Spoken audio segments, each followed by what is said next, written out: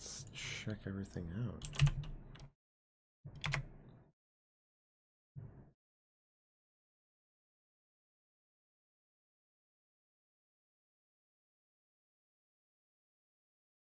That's me.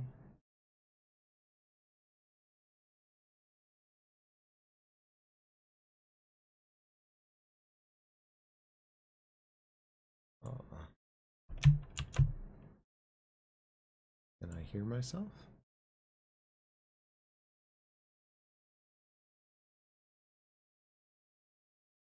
Oh, I sound pretty quiet. Hold on.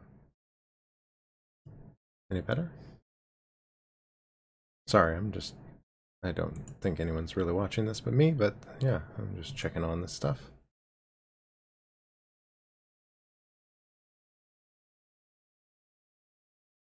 Okay.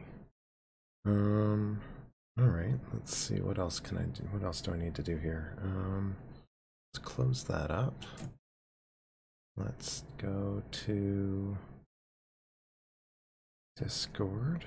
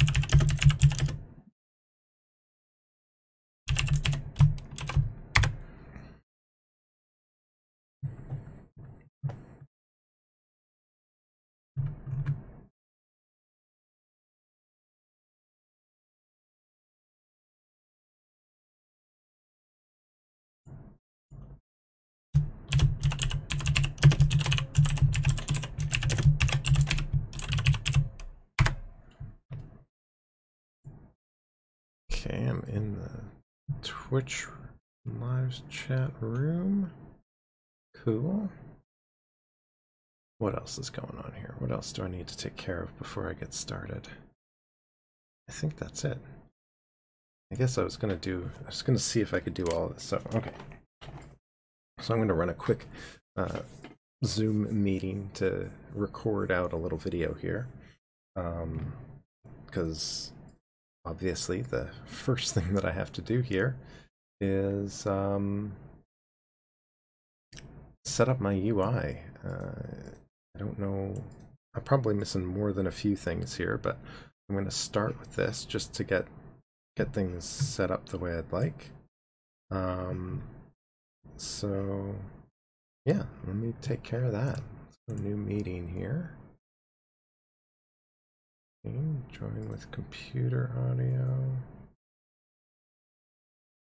I should probably pause my music. I know none of you can hear that, but okay. And I'm just gonna share screen too, share. And I'm gonna do you can see the zoom. Come on. More. Optimize for full video clip. And record this to the cloud. I don't think we need to share the computer sound. Come on.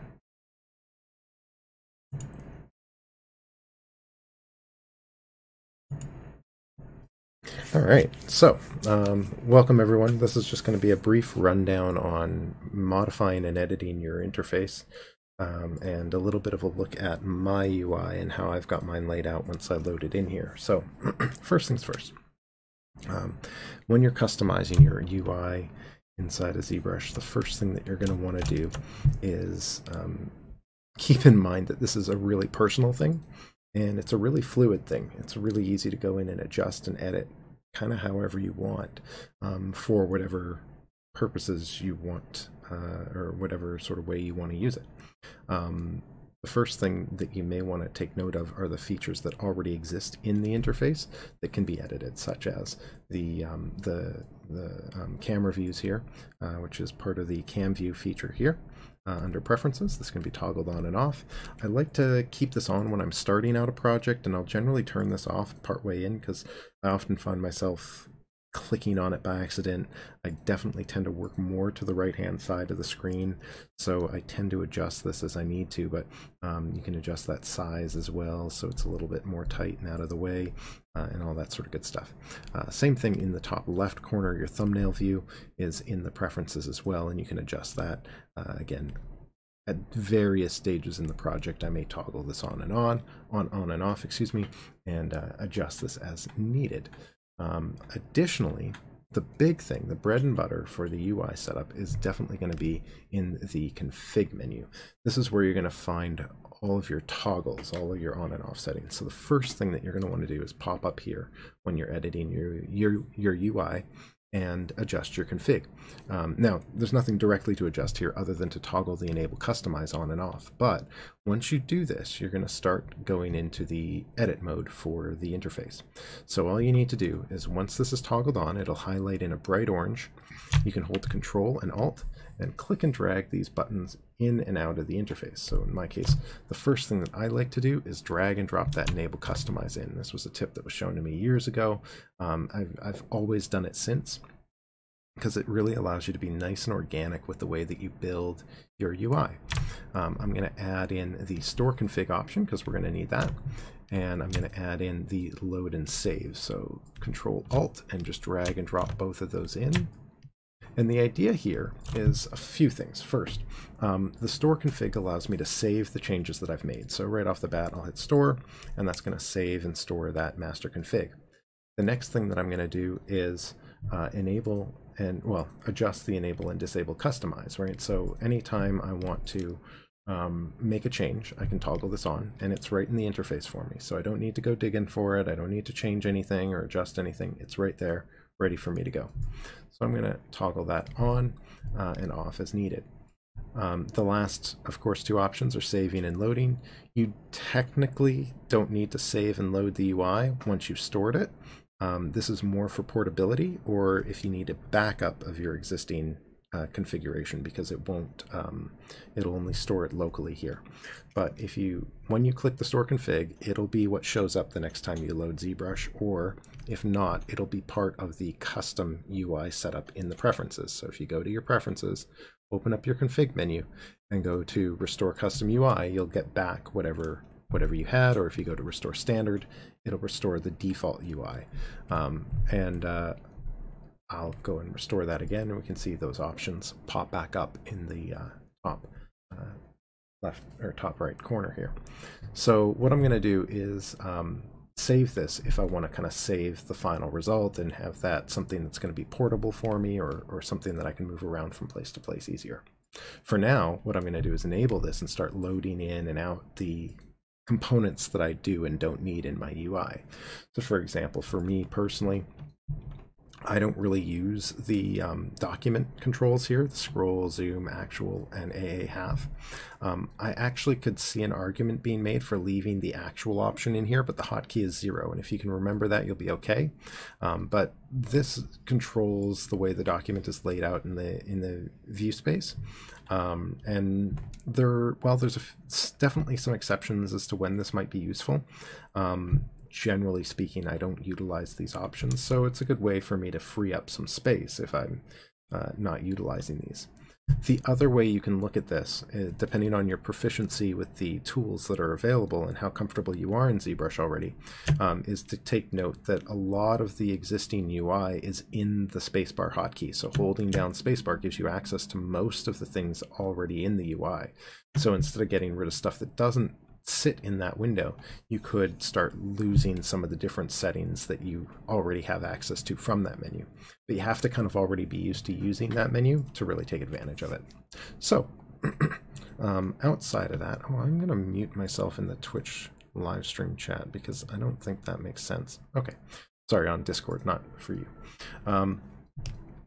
So the other aspect of this that's going to be interesting is, like I said, dragging and dropping things out. So I'm going to hold Control Alt. I'm going to drag this into the document space, and that's going to get rid of that for me. So I can kind of just go in here and just drag these out to get rid of that and free that space up. Now, I may or may not use some of these other options. I don't want to make a lot of changes to this UI right now because I'm probably just going to load in my regular UI, but hopefully you kind of get the idea. Hold Control Alt and drag and drop whatever menu item you don't want, and this will include anything in the main window that's not the menus at the top. So I can take my alphas out of here, my texture out of here, my matte caps, my color block, my swatches, all this stuff. Control Alt, click and drag that out, and you don't need to see it anymore. Be aware that all of this stuff is in the menus, and it's not a bad idea to know where they are in the menus before you get rid of them, because obviously once they're gone, you're going to have to go digging to find them again. Now, one of the more popular things to add into the interface is definitely going to be brushes. It's not the way I always work, but it's definitely a good start point when you're just getting used to working inside a ZBrush and doing the whole, I guess, doing the whole digital sculpting thing and getting used to customizing your interface. Adding brushes is a great start point. Now, there's a little trick to adding brushes to the interface. So this works with every button, by the way, right? So anything that you are adding, it works the same way, but with brushes, it's a little bit more specific. So let's say, for example, I want to add my move brush, right? I use this brush all the time. The thing that you have to keep in mind is you can't grab it from the brush palette. You can't grab it from this large window here that pops up when you press B or when you click over here, right? You can't Control Alt and drag stuff from these windows. You can Control Alt and drag them from the brush menu if they're loaded in this palette here. So in order to load them, you have to select them first. First thing that I'm going to do is dock this. I'm going to left click on the little circle and dock it to the side palette here, or tray, and from the tray I'll be able to Control Alt and drag. Now I know, clay buildup is definitely a brush I'm going to be using. I'm going to Control Alt and drag that down, and you'll see the bottom section, this bottom palette here, will give me a little bit of room to load these in. Standard brush, sure, I'll use that a fair bit. And then that move brush, right? Again, it's not in here, so I've got to select it first. And then once it's in here, I can Control Alt and drag and drop that down into there. That's really all there is to it. Control Alt and drag in or out of the interface, whatever tools you want. Another good example of tools that I might add would be things like the backface masking. I use backface masking all the time. You can drop it down with the brushes and have it sit there with the rest of the brushes that you're using, or you can even throw it in one of the other side palettes. You'll notice they will adjust to fit, so your windows will kind of shift over and the interface will kind of shrink down to create room for the existing buttons that you're adding, which in this case leaves me room for more buttons if I want, or you can take them back out and move them somewhere else and things will adjust to fit the new space. So a lot of what I'm doing when I'm editing my UI is all about, what am I using a lot? What do I need access to? What do I don't want to go digging for when I need it, right? Some of this stuff, it's okay to dig for sometimes, right? There's certain things that you're going to have a hard time replacing or putting the full tool set in an interface or in a space somewhere where you're comfortable. That's fine. For me, the main thing is my tool palette, right? The subtool menu in particular. You can't really reproduce this in the UI. You're going to be better off kind of leaving this here. And with that, some of the features of the subtool palette I kind of just leave in here a lot of the time. Now, when you see my UI, you'll see some of this isn't the case, and I'm probably going to end up migrating some of that back over time. But again, this is a live document. This is a live space. I can adjust it and edit it to my needs as my needs evolve. So that's basically the idea. That's how we can edit our interface to do what we want it to do, to be what we want it to be. In addition to adjusting the UI itself, you also have hotkeys. I'm going to turn off the hotkeys. I'm going to just shrink that down so I can actually disable the customize and store the config. Oh, one last thing before I move on. Under preferences, under the UI, I guess the interface menu, yeah, UI, there's a button size option and a wide buttons option. Wide buttons is particularly useful for shrinking down those really large brush buttons and making them a little smaller. So if you want to squeeze more into a small space, you sacrifice the ability to read the brushes for a little bit more room for actual brush objects or buttons. And then the button size slider will allow you to kind of shrink down the interface as a whole, but it does require a restart to see that update. So I'm not going to turn that one on right now.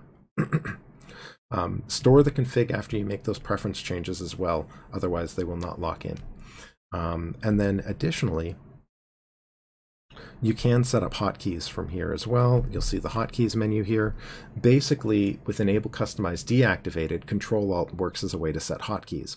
So for example, if I hit Control-Alt, select my Move tool, and then hit, I don't know, M. I'm pretty sure M does something, so this is probably not the best thing to do. But Control-Alt, left-click, press M, and it's going to warn me that it's already assigned. That's pretty normal in this case. But I could make this Control-M instead. Let's go Alt, Control-Alt, click Control-M. Oh, Control-M is also something. Okay, well, I'm just going to overwrite it at the risk of losing my hotkeys here. And then I have that. Now, if you're worried about this, definitely go into your preferences. And one thing that I notice here is, again, it works the same way, store, save, restore, but there isn't a default. So once you've stored, you're stuck with what you've got. I recommend saving out a default. So I'm going to restore it, save it, and label this default hotkeys. And this is just a .txt file that'll save out, and I'll have that as a default file somewhere that I can go back to if I make a mistake or if I break something significant. In this case, I'll do this again, Control-Alt, Control-M. Okay, now when I grab my regular brush, I hit Control-M and I get my move brush, right? So now that's working on my model the way I'd expect it to. So lastly here, the hotkeys can also be applied to another interface component, which is the menus, right? So you can do this on existing menus or with custom menus. The way I typically do this is to go up to the menu that I want to activate the hotkey on, Control-Alt, hit the hotkey, right? So we'll go Control-Alt and stroke, and Control-S maybe for stroke, click OK, and now I get the stroke menu at my cursor when I press it. So this can be really convenient for menus that you find yourself using a lot that aren't, I mean, some of them are really, really big, so it's a little difficult, but there's definitely some options there. Plus, if you want to build your own custom menus for certain tasks, so let's take a quick look at how we would build a custom menu. To build a custom menu, it's pretty straightforward. You go into your, let me see if I can remember this, custom UI, and then there's a create new menu option, which is grayed out right now for some reason. Why would it be grayed out? Create new menu. Why is it grayed out? I'm going to initialize Zbrush. Yes, that's fine. Let's see if we can kind of get this back to default. Why won't my new menu item show up? Reload my file.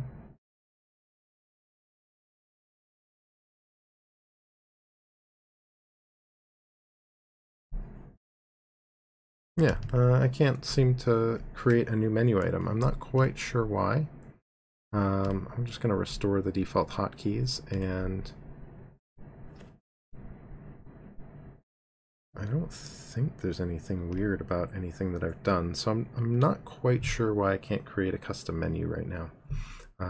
But normally what you do is select this, and then it would give you the option to name the menu. You name it, and it'll show up in the top. I can actually show you an example of this, barring the fact, of course, that I can't create one myself, but let's go in and load one of my existing UIs. So I'll just go into config, go load UI, and just browse over to one of my pre-built UIs. And I'll go custom UI, let's go custom UI 2020. Open that one up. So this is my custom UI, and you can see I actually have a modeling menu created here that actually has a bunch of my brushes. Now, there's a bunch of empty space in here because there's a bunch of brushes that I don't have stored on this PC yet. So once I migrate those over, and put them in the correct folders, they'll show up here. But custom brushes aside, I've built a series of small menus inside this. This is done the same way. So going into the modeling menu, I can dock that. And with it docked, I can very easily turn on the Enable Customize, which I have down at the bottom of my UI, open up my brush palette, and take any of these brushes and Control-Alt-Drag them into the menu. I'm using subpalettes for this, so I've gone into my Preferences menu, Custom UI, and there you go. You can see the Create New Menu item is now available for some reason. And I can Control-Alt and drag custom palettes into the menu, and I can create my own custom menus. So now I've got a new custom option here. Just and then I can drag in whatever other brushes I want. So I'll throw the Form Soft brush into there, and when I open that up, there's the Form Soft brush. So I can kind of add in, whatever brushes I'd like, and I can do it multiple times, right? So there's all my brushes in there. I can minimize that. I can open it back up, and I can rename with Control Alt and left click on the menu, and then I'll just go in and do a form brush demo menu, right? So now I've got that named. I can minimize it, I can maximize it, and these larger categories are the exact same thing. So I've kind of just nested these subpalettes in, and I can get rid of this the same. If I go clear the title and then hit enter, it should, oops, why didn't that work? Should be able to clear the title and then hit enter, and it should delete the menu, but it doesn't look like it wants to, so that's always fun. Do I need the Enable Customize for that? Okay, it doesn't want to work, but that's okay. I saved this, so I'll just go back through into my preferences and just reload the UI again. And this is actually, I don't even need to do, no, I do need to do that because I don't have the shortcut there. So I'll just go into the config and just restore the custom UI. Oh, actually, that was not the stored one, so I have to load it again. Sorry. Preferences, getting a little ahead of myself here. We'll go back into the custom or the config menu, load the UI back in, open that up. This is, you'll also notice I've got some custom colors here inside of ZBrush. Nothing really crazy going on with this one. I'm just using this as a base for, or I'm just adjusting this as more to my own preference. But again, this is done from the preferences menu. There's a lot of interesting stuff in here, although I recommend being cautious about turning on some of these options. There's one in particular under under one of these. I don't know if it's auto collapse or subpalette.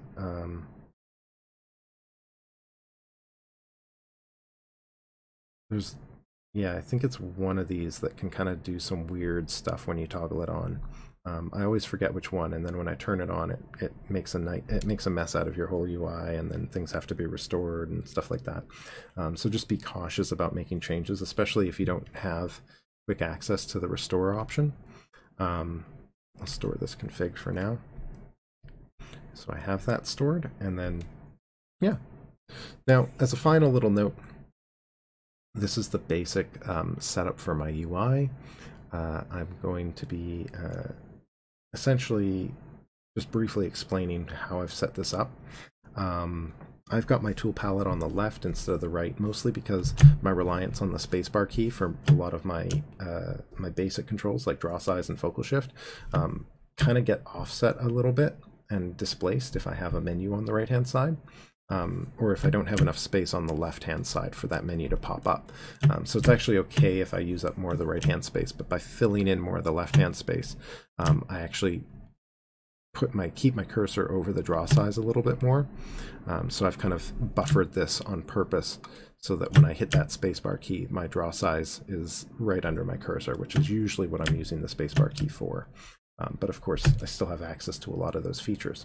The rest of the UI is built around tools that I either want to have access to in the UI, or are a way for me to quickly access things. So I don't have brushes in here. I've got those hotkeyed for the most part anyway. You will see some clip and trim and masking brushes at the bottom.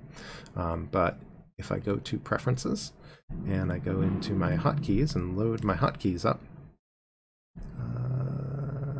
which one is it? This one looks like the newest one, so I'll open that one and hope that that's the right one. Pressing A brings up my brush palette, right? So I've got that modeling brush menu here for me to access. And I can use that to access my brushes when I need to, or of course I can use B to bring up the brush palette. And I've got my alpha control here, because I like to swap my alphas more often and make adjustments to my alphas. I'm actually still looking for or thinking of a way to incorporate the alpha adjust option, which I'm using more and more these days. Let me see if I can actually drag and drop that in without making a mess of this. No, I cannot, which is unfortunate. It's like one of the few things in the UI that you can't really seem to migrate properly. But that is one of the things that I use a fair bit that I can't access from here. But even just having access to some default alphas is nice. And then I've got my brush depth settings. A lot of this stuff is more about tools that I want to have access to because I want to use them more. So some things I've added just so that I've got quicker access to it, and I think about using it more often than not. Some subtool control, delete, append, extract, and all that sort of stuff up here. Some mirror, and weld. I've got some masking and clipping and trimming brushes, as well as some of the controls for the stroke menu down here at the bottom.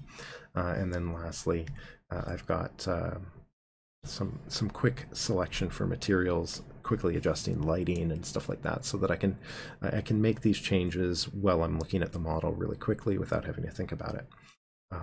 So that's kind of my thought process with this, but I still generally recommend, start out with brushes in your UI and just kind of speed that workflow up a bit until you get a feel for what you're using on a regular basis and what you need. But anyway, that's the UI setup and customization inside a ZBrush in a nutshell. I'll be saving this out on Zoom and sharing this out with everyone on my Discord and letting you know where you can get that as soon as it's available, just so that you have another little resource, another little video to refer back to on that. So I'll stop that recording. And continue on with the live stream. So today we're going to be looking at doing some sculpting.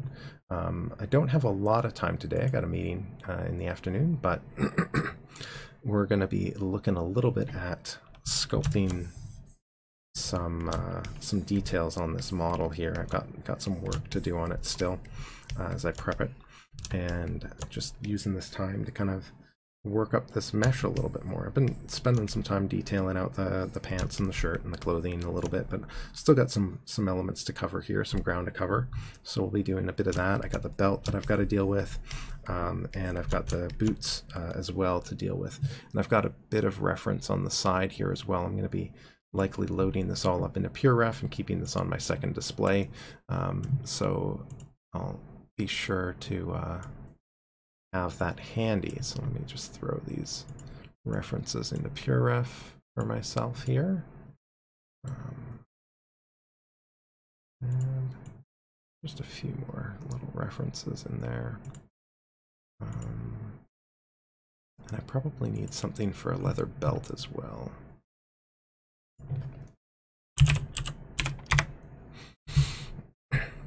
Let's do worn leather belts.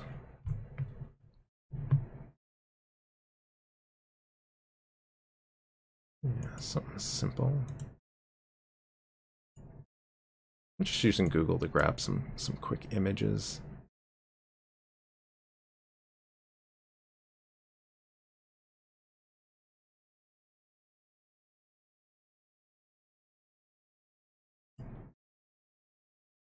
Sorry, this probably isn't the most exciting thing to watch me go through my reference on a different screen, so you're kind of probably just staring at ZBrush and my face, looking down. but I think that'll probably be a good enough start for now. So let me just lay out everything in my PureRef interface. Images, arrange, optimal, sure. Oh, right. I always forget you gotta select everything with PureRef. Optimal, there we go. So I got a little layout here. So just so you know what I'm doing. Let's just throw this down here, right? So I've just got a little reference board to work off of for some details on some stuff. Mostly just some different leather details, and just a quick way for me to access that.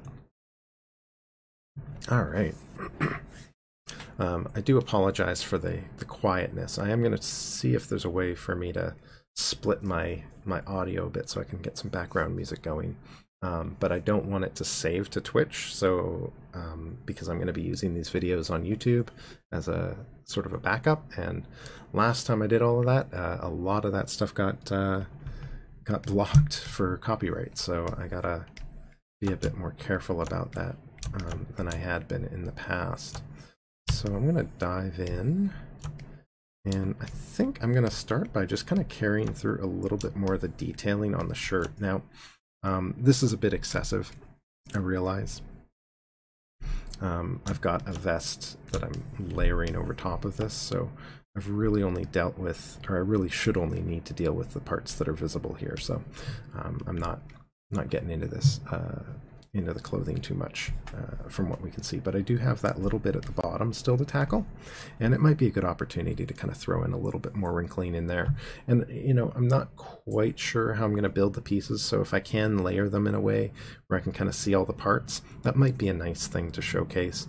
A little bit extra cloth detailing and sculpting. So maybe I'll take the vest and hide that again and just do a little bit of a rough detail pass on the bottom part here as I work my way up.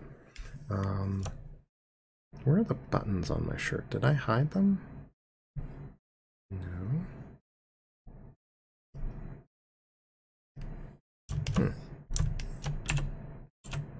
Oh, there's only buttons on the top. Okay, that makes sense. Yes, I only put the buttons up there. All right, so there's no visible buttons in the bottom, so I'll just assume that that's where the vest is going to be, and we'll just get into it. So I'm probably going to use a couple of different brushes here. In fact, actually, this is a good opportunity for me to build or rebuild some of my custom brushes really briefly, or really quickly here. So I'm just going to go in, solo this. I got a little bit of smoothing to do, but I think I'm going to need a bit of the standard brush for some of this. And I'm going to use this alpha here so we can start to kind of see how quick access to these alphas can be kind of convenient for me. I'm going to use a little bit of a broader focal shift here. Just kind of go in. So this is kind of creating a little bit of a broad brush. Maybe I might actually prefer the broad alpha with a bit more blurring on it to soften it. And go in with something like that. That's actually kind of better, right? It almost gets that sharp feel from the that you see with like a clay buildup type brush, right? I kind of like that idea. And I definitely want that back face mask on, which I also keep in my UI. So I'm just going to add a little bit of that in here. Just kind of go back and forth between bulking up little bits of this detail. So this has got sort of, oh, my smooth brush is just way too strong. So I'm just going to hold spacebar and shift and bring that intensity down on the smooth as well. Feel free to chat if you'd like amongst each other or with me or whatever, right? I'm happy to be interrupted. If you have questions or thoughts, anything I can turn into a quick lesson or anything like that, I'm happy to try to squeeze in. If not today, some other time perhaps. But suggestions and ideas are all awesome. So let me just get in here and just kind of keep going with this, right? So just kind of thinking about some of that detail that I'm doing in here, right? It's got this sort of bunching and bubbling at the edges of all the fabric, and I just kind of want to get little bits of this throughout the shirt, throughout the collar, right? I got that all in the collar and stuff. I'm just kind of echoing that down here a little bit. I want to keep a little bit of a space for the stitches to kind of run down. The stitches aren't going to be particularly visible on a model like this, so I'm not going to go in and build out a whole lot of stitch work, but Definitely a little bit something like that. We'll go in, maybe do some wrinkle sculpting in here, just kind of add some breakup through this shape.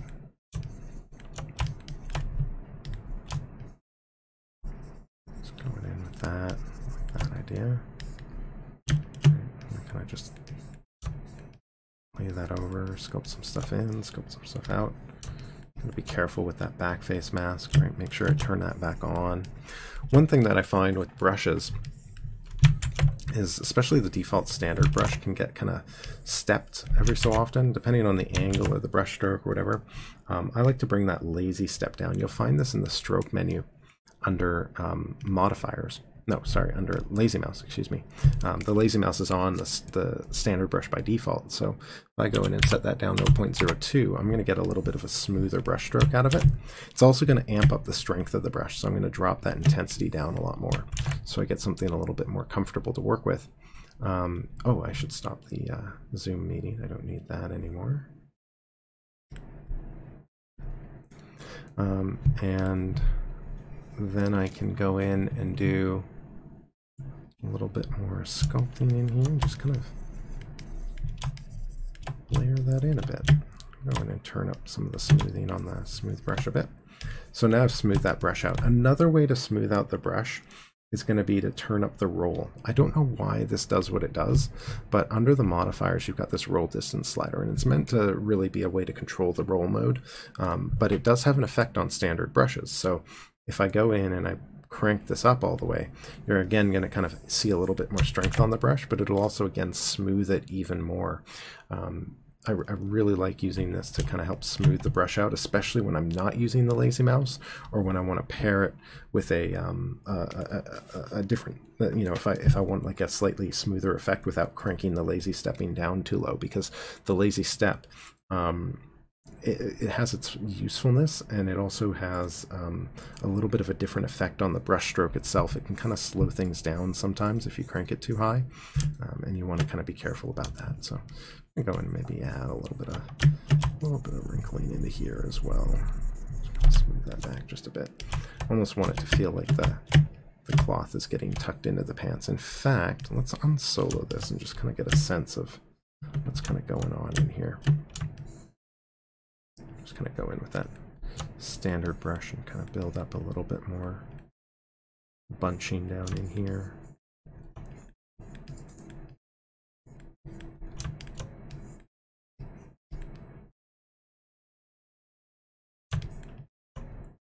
I'm not really liking that as a shape, but I'm going to smooth it back a bit and see how it feels. For these large surface sculpt changes, I definitely want to kind of go in and do a little bit of, I'm kind of getting carried away because we're never going to see this spot in the cloth, but hey Ksenia. I'm going to kind of go in and just fill out a little bit more of this, just so that I've got a little bit to work with here, but we'll take this, smooth that down. So like I was saying, with the smooth brush, you know, I'm definitely going to want a nice smooth stronger. I think this is in the Lightbox menu, so it's not preloaded for me here on this machine. This machine just got rebuilt, so I've got some setup adjustments still to make on it, but I'll go grab the brush from the Lightbox so you can see this, right? Smooth stronger, and I'll click OK and load that in, and that should just give me a brush that's going to kind of soften this detail down a little bit heavier, a little bit quicker. I'm not going to get too carried away with this. I just want enough bunching in this area to kind of break up the shape visually. I'm just going with something like that. Just kind of brush that in there a bit. Whoa, don't want to lose the seam sculpting that I've got in here. Speaking of which, another great opportunity to play with some brushes. I'm going to go in and grab I'm going to build the variant on the Damien standard that I like to use, which is sort of like the Damien standard and sort of like Ben Aird's Organifier brush, which is kind of what I'm basing this all off of. So I'm actually going to grab the Displace brush base, and I'm going to need the Damien standards alpha as well. So I'm going to grab that alpha. and make sure it's loaded up. So I'll pop back to the displace brush. I'm going to do a quick adding of the brush alpha from the Damien standard. So I'm just going to add that to my brush, and that's going to kind of make the displace brush do this. Let's turn the RGB off. Right, so the displace brush does something like that now, right, giving it a nice sharp edge. And then I don't use the pinch on my brushes anymore. I find this helps preserve detail at higher levels, so I tend to just work with sharper brushes. So I'm going to do a little bit of lazy mouse to smooth it out a bit. We'll do that same 0.02 value. 0.02. Right, so we're smoothing the brush out. I'm going to give it like a 4 roll distance, so we're smoothing it a little bit more. Roll distance can leave a bit of a tail to the brush stroke, so you can end up with sort of a weird effect sometimes. So I don't like to overuse this. I'd rather combine it with the lazy mouse if I can. I don't think there's any other settings in the maybe I'll take the lazy smooth out. Yeah, I don't think I necessarily need that. And then I want to fine tune the alpha on this brush a little bit. So I'm going to use the alpha adjust and just curve this in a little bit more to sharpen it. Right? So now I'm getting that really sharp creased line. So this is definitely the format that I like to use this in. And by adjusting the strength and intensity on it, I can kind of get different effects. So I'm just going to knock the intensity down a bit, shrink it down a bit, and then I'll just hold the Alt key and just sculpt inwards. If you don't like holding the Alt, or if you want it to function more like that Damien standard, set it from Z add to Z subtract. If you don't see this in your UI, it's generally located up at the top or in the spacebar tool, right? So just holding spacebar and keeping that in Z sub will give you a little bit more of that effect. And now I can kind of just go back in and just carve that depth in a bit. I'll just use the standard brush here. Again, the default standard with the alpha on it should be fine, just to lift that edge a little bit more. Get that feeling like it's kind of more continuously overlapped. It's better. It reads a little nicer from there. And I'll put the vest back on just to see how that looks. Yeah, so get a little bit of wrinkling in that area, breaking that up a bit more. And I'll probably end up pushing this further and further as I go up in the subdivision levels. So right now this mesh, the shirt's only at 4 million, which is a lot, but because there's an interior to it, like a full interior that I haven't cleared out, it's definitely something that I could reduce more. In fact, maybe I should reduce that now. I've got a pretty clear idea of what I need from my cloth. So at this stage, I don't see a reason to keep the exterior, and that'll give me a little more room for subdivs if I decide to put more detail into this down the road. So what I'll do is get rid of the inside. Now when you're dealing with clothing, one thing that I find you have to keep in mind is you really want to be able to keep your subdivision levels. I actually don't know if I have my polygroups still. I do have the internal polygroup still, so I used panel loops to give this thickness, so I've got a nice convenient internal polygroup on this mesh. I'm actually going to isolate the collar down if I can. Nope, can I do it this way? Let's do it this way. Control Shift, just drag out a small section, Control Shift A, and select that, and I'm just going to hit Control W to regroup it. I don't want to change the thickness in this area. Probably don't want to do it on the part below either, so I'm going to do the same thing over again, this time grabbing the inner part of the collar. Control W. That way I'm just kind of excluding this from that inner poly group through the rest of the shirt. I'm going to do this at the lowest level, so at level 1, because I want to make changes at level 1. This will allow me to reconstruct later. So I'll make that change there, and then I'm going to go in and I'm going to use my visibility controls. I'm going to go visibility, this is in our tool menu, and I'm going to shrink this. Ooh, is that going to be enough? One loop gives me a little bit of a lip around everything, which I kind of like.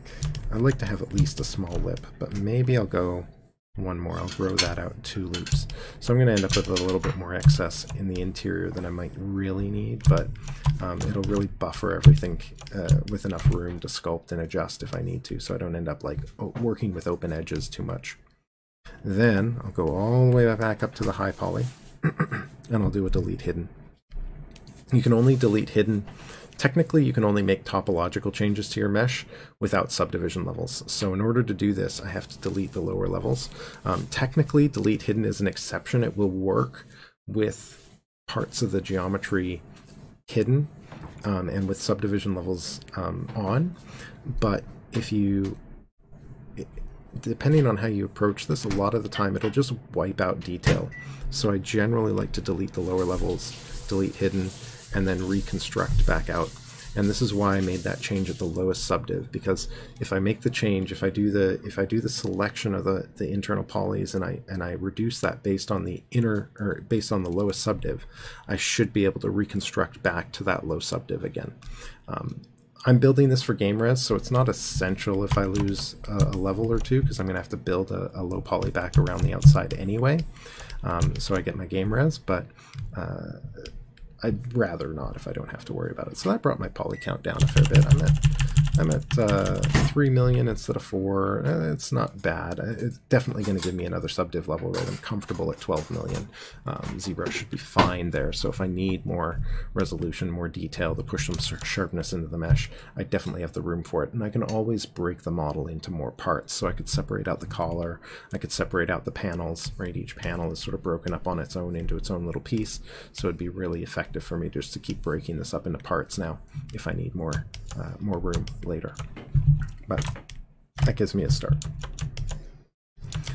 So let's move on down to the boots. I got lots of reference for the boots, and I think I'm about ready. The boots are kind of very similar in structure to the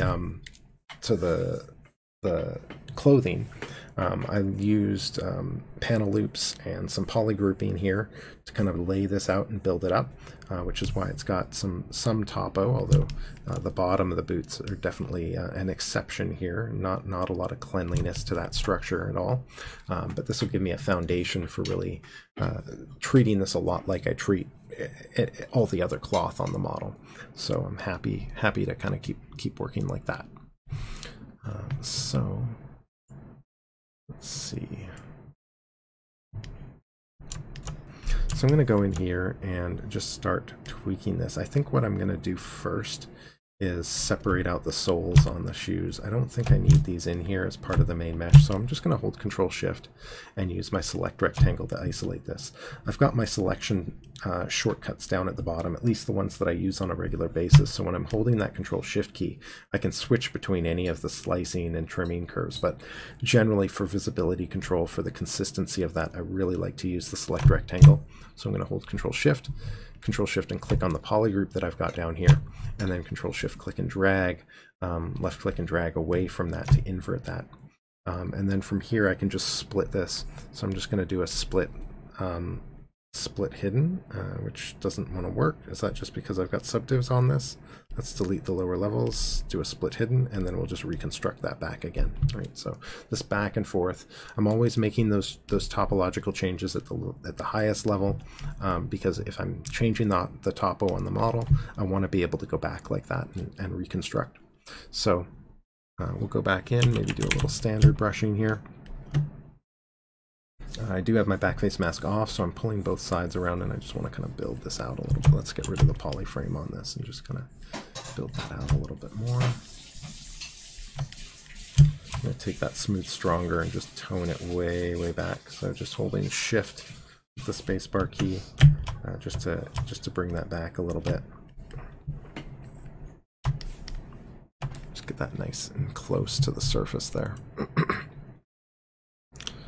And I know there's a few other elements that I'm going to need, so when I go back in and I deal with the sole here, I'll probably end up adding a little bead around the bottom to kind of add a little extra detail in there. But for now, I'll just leave this as is and focus on this. And I can probably hide the rest of the, like, I probably don't need the pants in here for now.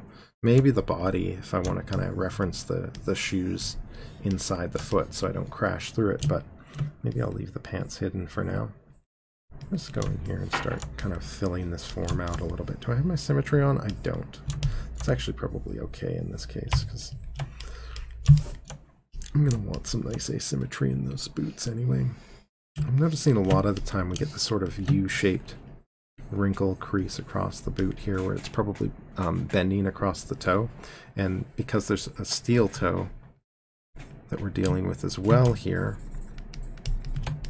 There's probably a second break in here somewhere, so I'm going to grab the clay buildup and again swap that for a nice soft alpha. Maybe again I'll blur that a little bit and just kind of let that, I want to kind of fill that in and balance that fold out a little bit more, and I just want to kind of widen it or deepen it a little bit more along the shoe. Because I'm kind of imagining that let's grab that Organifier brush.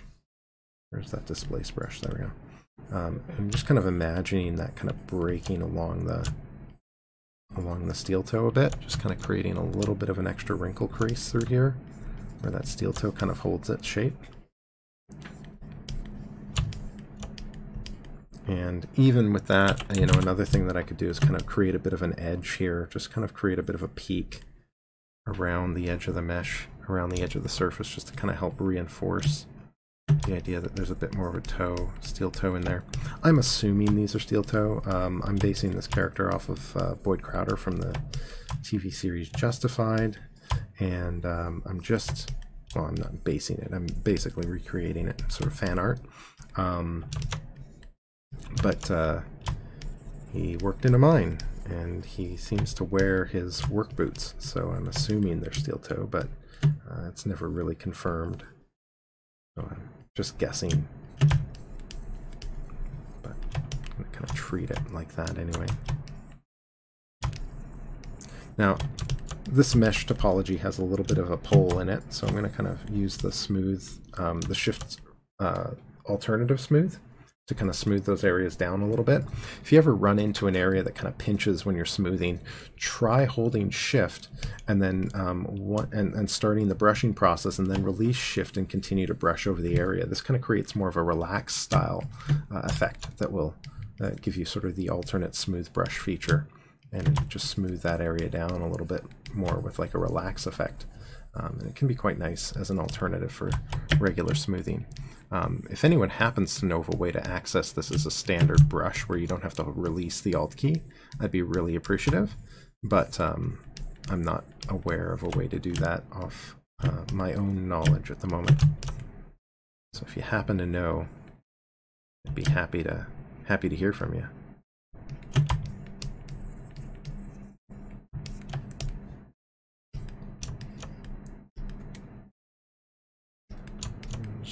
I kind of want this to wrap around this way. I don't want this to kind of run back with the rest of it. It's almost like the wrinkle splits in two directions like that. And then that.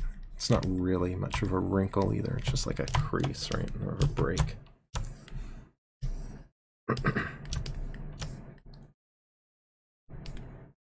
Something like that.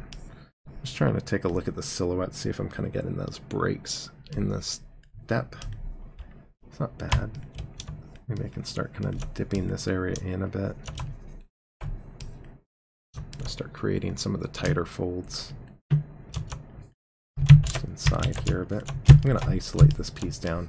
And I'm using Control-Shift-A to kind of select the whole piece, because I've got this, again, it's still polygrouped, so and it's still grouped into the panel loop structure, so I've got the inside and the side and the outside all isolated. So all I need to do is grab the outside, Control Shift and left click, and then Control Shift A to select and expand that out to everything else, right? So just a quick way for me to separate that out. Alternatively, you could try using things like the topological mode on the brushes, which you'll find under the brush menu, under auto masking. Topological, this is what the Move Topological brush uses. But that's just kind of where this is able to isolate the part that it's sculpting on from the rest of the unconnected meshes or nearby connected disconnected meshes. It probably won't work well on a brush like the clay buildup, because the brush has a tendency to end after it reaches the radius. So it kind of only works within the brush radius when you first apply the stroke, but it can be useful. I prefer to isolate though if I have to. So are you going to go to all the steps, retopo to texturing and substance? I'll definitely be doing that in the Term 5 classes. I know you're, of course, at VFS, so not just a random person live streaming here, or watching the live stream here, but Yeah, so we'll definitely be covering those in the Term 5 classes in the coming weeks. I have not done it yet. So, oh, actually, for this model, yeah, I'll, you know, when I get to it, depending on how much time I have to work on this, I'll definitely be covering that on this model. So doing the game res and then texturing it in Substance. I'll definitely be doing a lot of that. But we will also be looking at the retopo on the face. Will actually be the Term 3 class next week. I don't know if you're available Monday mornings, but we'll definitely be covering that in the Monday morning class next week for the Term 3 students. And as far as the texturing and Substance goes, we'll be dealing with skin texturing and stuff in Term 5. We're already doing some of that in the 4 classes in Substance, but more for props and other assets. For skin and character work, we'll be looking at it in the Term 5 classes probably in a couple weeks still. So just keep an eye out for the description. I'm gonna bubble these edges up a little bit. This is a good job for backface masking here. Again, just kind of go in and lift these edges a little bit. Just kind of break them off the surface a bit. I want it to give myself a little room for that stitch line to run along.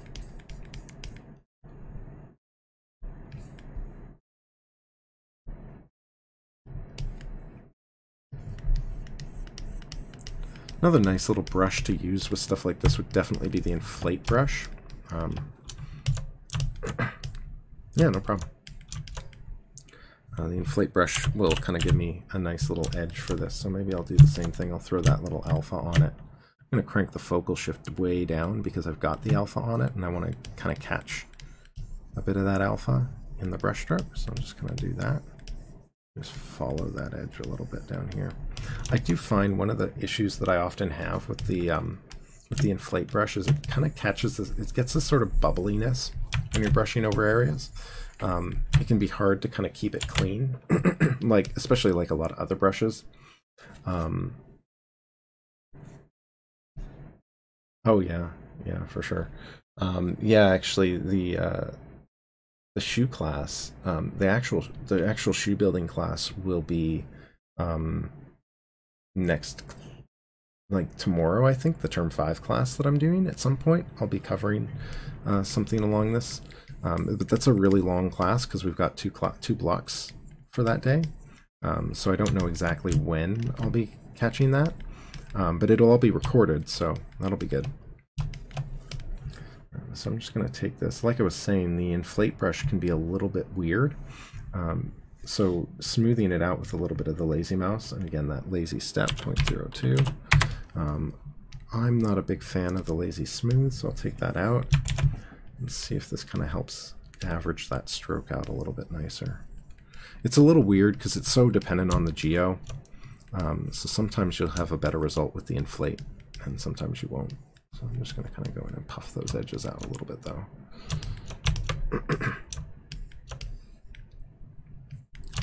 And of course, I've only done this on one shoe so far. Ooh. So this is an issue that I've run into back here. Definitely got to clean up all the structure. One of the things that I've done here is work with the model in pieces. So I've split the model into a lot of separate parts. I like doing this because of the clarity that I get when I build stuff. It's really easy to kind of get that really physical feel and look to everything because, well, everything's physically separated. But it also runs into some issues during the subdivision process when you're smoothing things down inside of ZBrush.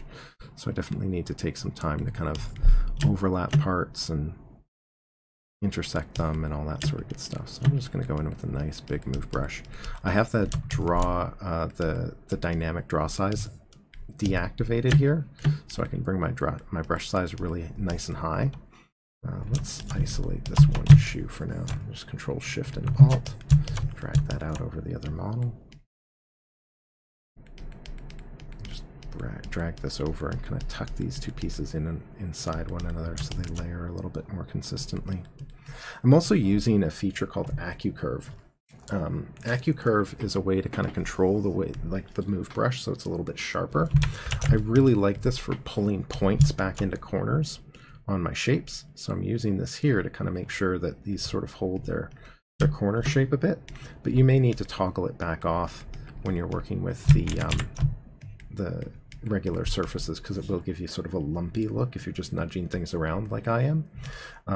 But the way that you access the AccuCurve is from the brush menu under curve, and it's just this option here, AccuCurve. Oops, not curve by pen, AccuCurve.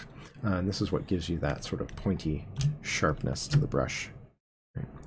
That combined with the sort of narrow focal shift fall off that I've got should work nicely to kind of hold this all in place.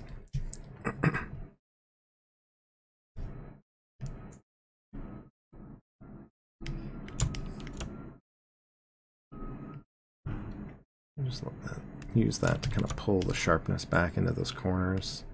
And of course the move topological itself is doing me some favors here as well by just really kind of leaving everything, letting me kind of manipulate each panel independently, right? Leaving each panel sort of separated, even though they're all the same subtool.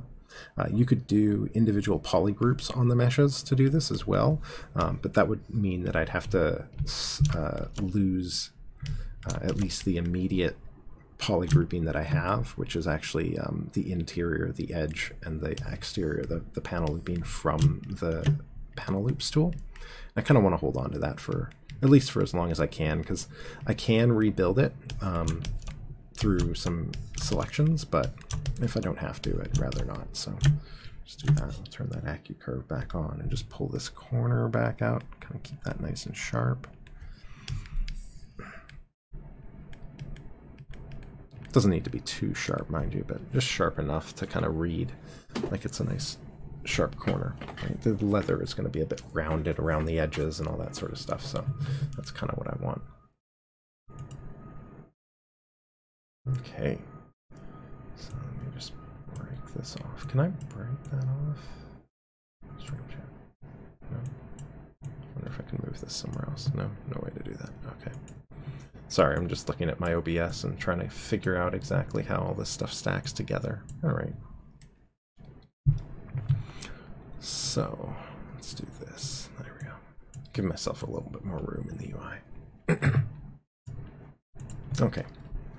So back to it. All right. So I got a few more bigger wrinkles to deal with. You can see I've already kind of sculpted a few of these into this side here, kind of extending this out a little bit here. Maybe I'll take this and just kind of continue on with this through here a bit. I don't want to distort the eyelets too much for the boot. And I don't want that back face masking to keep it from pushing the surfaces too thick or thin. Keep that nice and stiff through here. Because of course the metal around the eyelets here will kind of help hold their shape. Looks like I got a bit of a weird issue in here. I don't know if that looks like it's a topology error. Huh. That's an interesting one. That must have happened during the Z-remesh and I never noticed it. That's okay. I think I can kind of get away with just reshaping it. Again, this will be baked down into a game res asset, so the detail like that won't really bother it at all. So let's go in. I'm going to grab a little bit of my tea.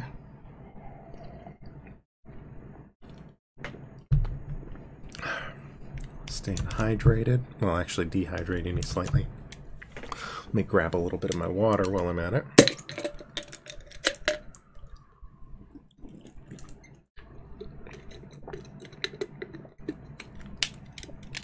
Counterbalance that. There we go. All right.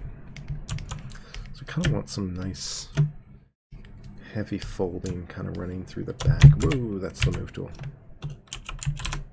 Standard brush. There we go. Once I get my custom brushes all loaded up, I might start popping through my my UI a little bit more, but for now, probably use the brush shortcuts. I've been trying to find time to learn my UI a little bit better, because I made all these changes and then I kind of stopped. I don't use it as often, certainly not as often as I teach, where I'm working primarily with the standard UI. Let's do a little AccuCurve here. Pull that corner nice and sharp. There we go.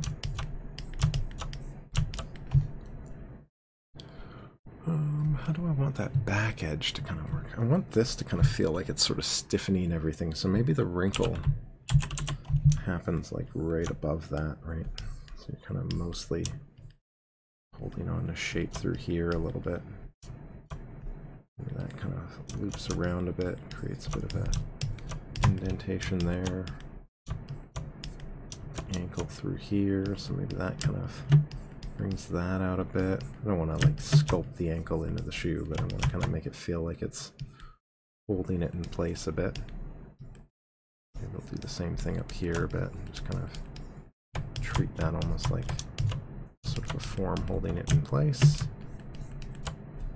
Like that, something like that. Let that kind of fold through there. Take out a little bit of the shape in there. Grab the move topological and just nudge that back into place.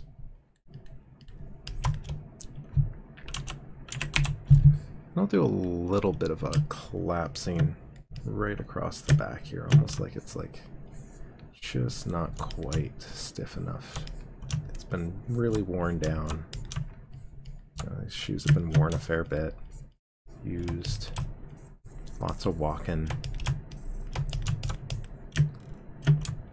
Just enough of a little edge to kind of support that. There we go.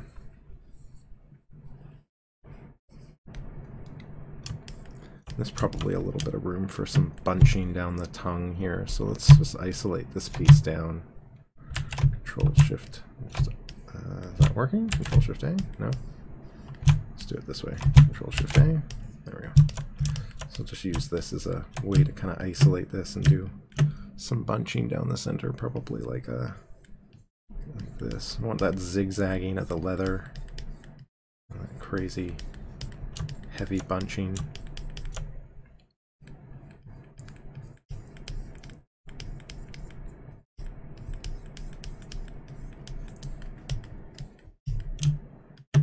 Smooth this out a bit, flatten out those planes a bit. See how that looks with everything else. Whoops. It's not too bad. I want it a little bit sharper along this edge here. Oops, not that way. I just want that to kind of catch that edge and then like tuck back a bit. Like it's just kind of digging into the, it's kind of getting pulled in with the rest of the shoe one way.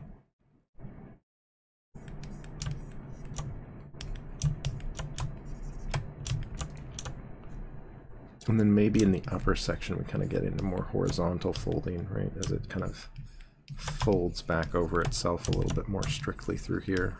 Kind of do. I mean, it's all kind of horizontal, right? It's all this sort of zigzagging going through, but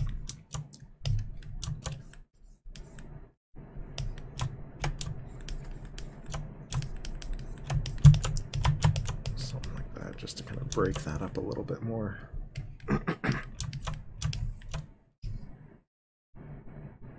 Okay, let's go over to the other shoe. So let's take a look at how this feels on the whole model. The pants on there. It's not bad. It's a little odd that it dips in here so much. Maybe I'll just kind of let this feel like there's a bit of a, almost like a foot kind of pushing it out a little bit in there. Definitely probably tuck this in a little bit more here. Maybe a little bit of bunching. Oops, not that much though. A little bit of bunching through here. A little bit through here. I just want to split that a bit. I like doing this when I'm sculpting out folds, just kind of splitting the bigger folds a bit. I kind of break up the detail from the across the eye, right? Just kind of give it a little bit more to grip onto. Kind of want to like split this just a bit too, just see if that kind of catches a highlight or something. It's kind of the little toe side, so maybe there's not quite so much foot presence.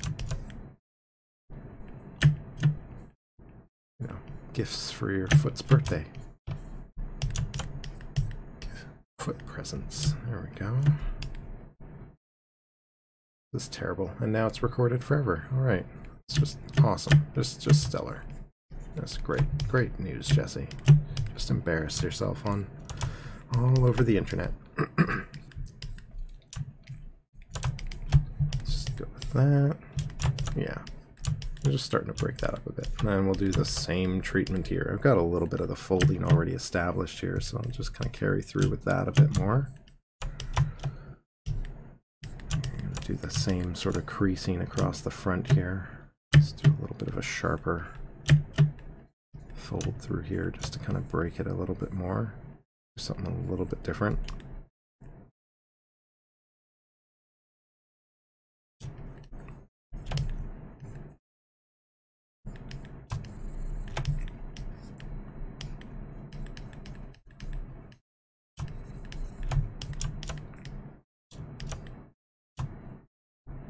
Smooth down that transition a little bit. I'm going to end up going back in with some detail and sculpting that, but for now, that to feel like there's the foot in there still. Whoops. Gotta be careful with that smooth stronger. I'm going to knock out my detail. Use that move topological and just bring that back in there.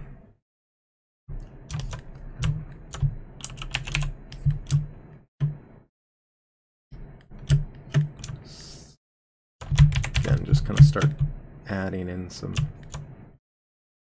support shape for some of these pieces, almost like this is being tied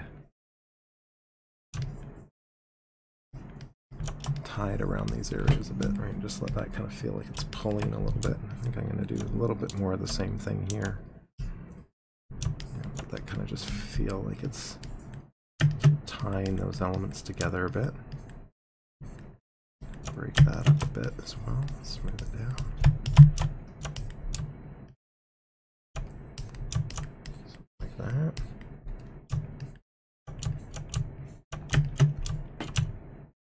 And like this, just kind of working our way across again. I did a little bit of wrinkle sculpting across the back of the heel here, so ankle area.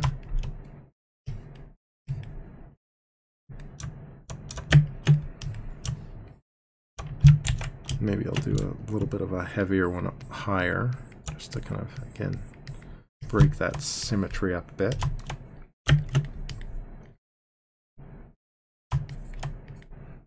And I'll do one just a touch lower on this one too. Just kind of cut that across here. And maybe something a bit asymmetrical, just to kind of break that up a bit. Right? Almost like we hit that back piece and it kind of pinches. I gotta seal all these seams back up again, so let's do that AccuCurve. Use the AccuCurve to pull those corners in. There we go. Bring that out. Bring that corner out. Bring that corner out. Bring that. That's the wrong part. Bring that corner out.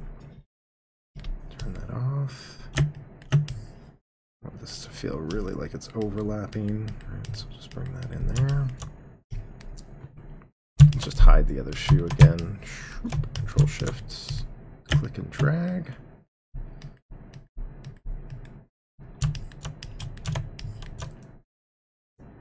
And I will be archiving all of this to YouTube as well. So if you get lost or anything, feel free to check that out as well.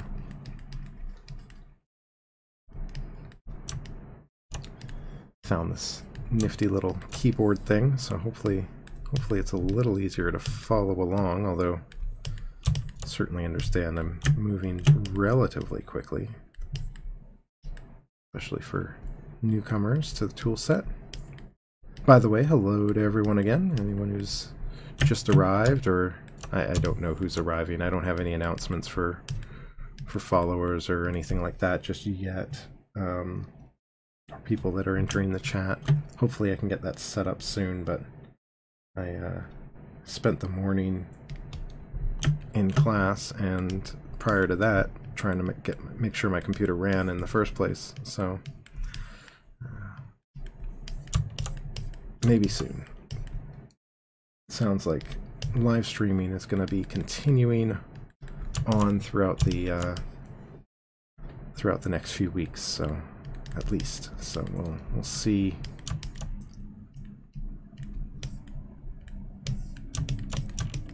How often I'm able to get on here and join you all in the wide world of art online.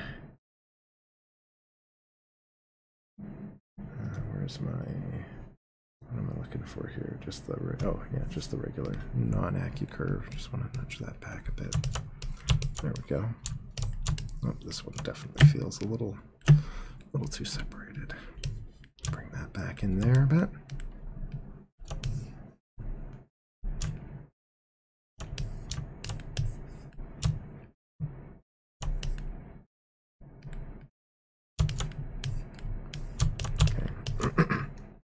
Well, it feels a little weird.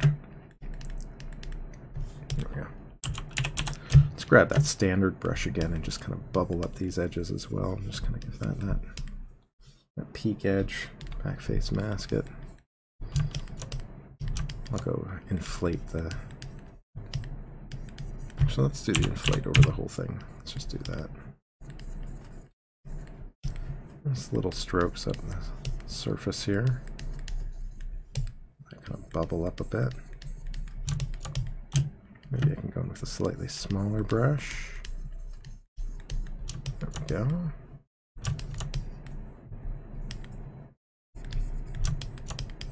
I should check if all my stream details are still up to date. It's been so long since I've done this. Hopefully everything's coming through loud and clear for you all.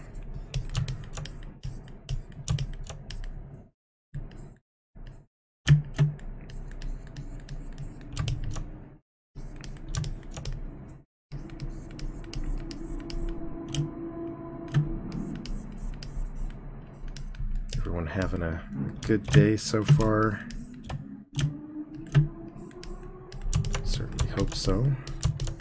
If not, I hope at least doing a little sculpting is making it go better.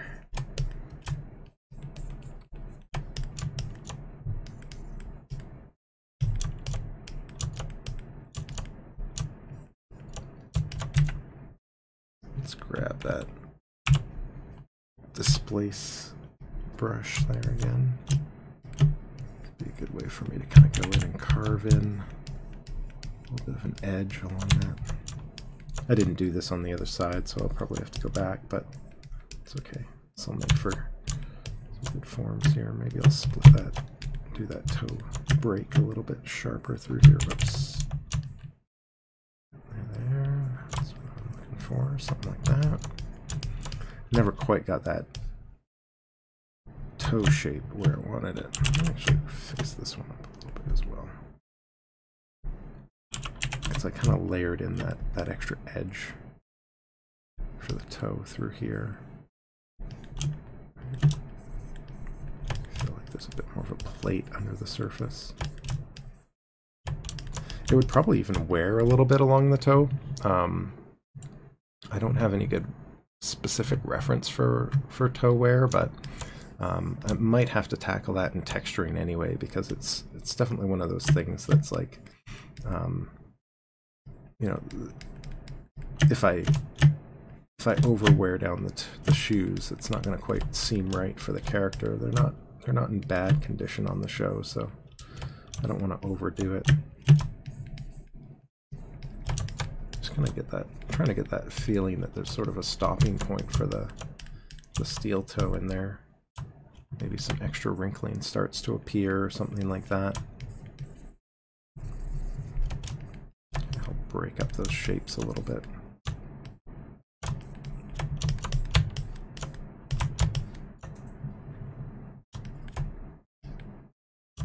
Okay. I want a little bit more volume coming off of these, right? Dealing with cloth, right? One of the biggest things that's always of concern is maintaining your volumes, right? Making sure that, you know, where you're bringing things out, you're pushing something else in. Where you're pushing stuff in, you're bringing something out to kind of balance that surface area, right?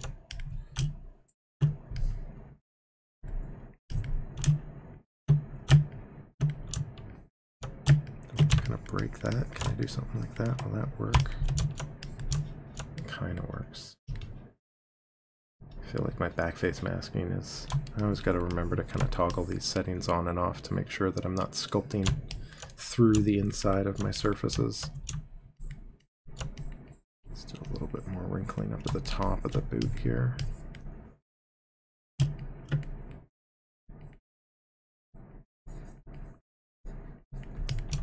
a little bit like this. I'm just going to let this sort of stretch out that way.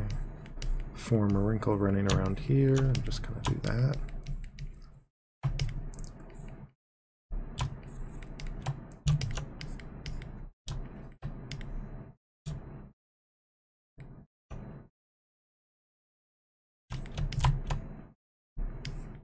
I don't want it to be too strong, just a little bit. Right? Leather is pretty hefty stuff, especially when it's used on a like the way they use it on a shoe, right? I want it to feel like I'm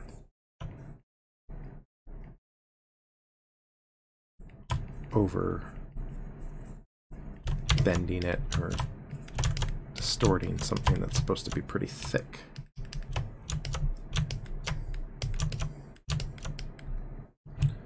Grab that move topological again, get that AccuCurve back on there, right?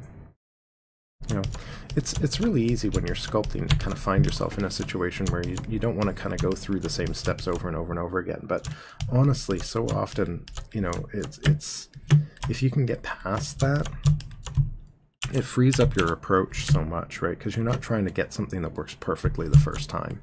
And that's part of the challenge, I think, is really kind of finding that sweet spot where you're not just sitting there trying to get that perfect brush stroke to kind of layer in, but instead trying to find something that really lays a nice foundation for you and gives you something that you can build on over time. Expect to go over stuff over and over and over again, or make that same tweak a few times, and you know, you find ways to make that process faster, right?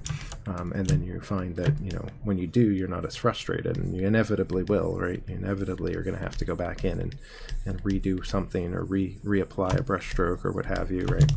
So, you know, the more comfortable you can kind of get with the idea that it's going to happen, the more comfortable you might get with the idea that it's something that you can kind of build around, right? Build around your work, build your workflow on.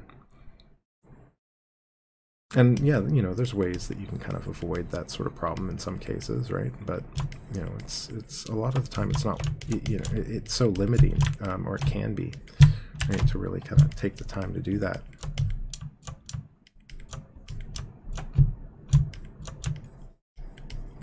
Just trying to get inside here and just kind of build that out a little bit more.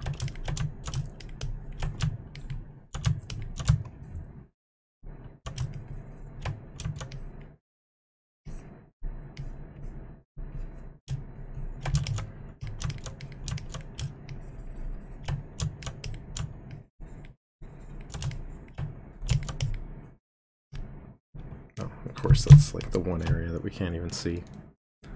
Okay. Kind of want to bring the tongues up a little bit higher. Let them kind of sit up over the surface a little bit here. I'm just going to take that move topological brush, and again, with just the symmetry active this time, I'm going to focal shift back a touch.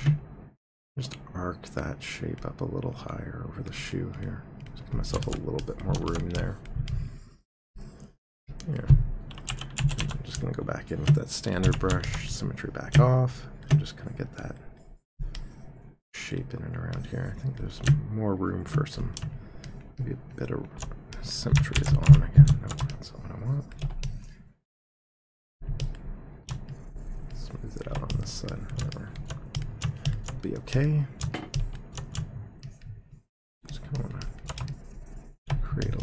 this sort of folding in here.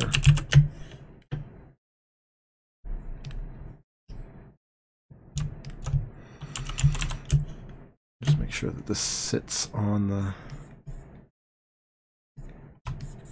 bottom properly. I think there's like maybe just a little opportunity for like a nice little wrinkle in here, maybe just something that kind of breaks that silhouette just a bit. I want it to feel like it sits out of place, but it's like it's kind of dipping a little, carrying through into here a bit. Just a little bit like that. Maybe I can do a little bit of separation here as well around that.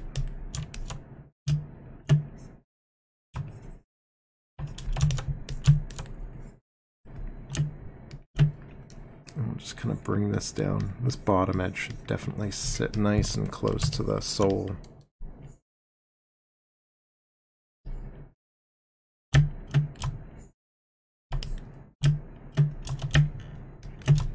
Use that smooth stronger to kind of clean up those edges a little bit.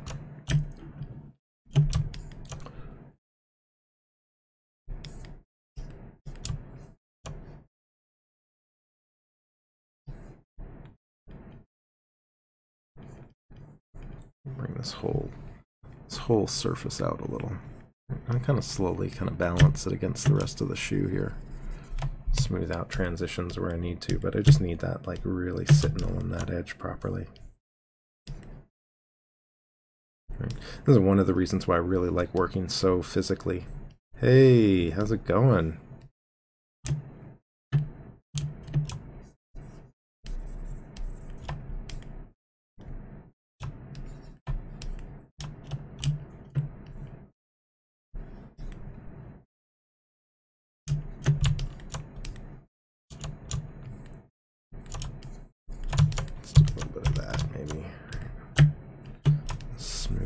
Transition there.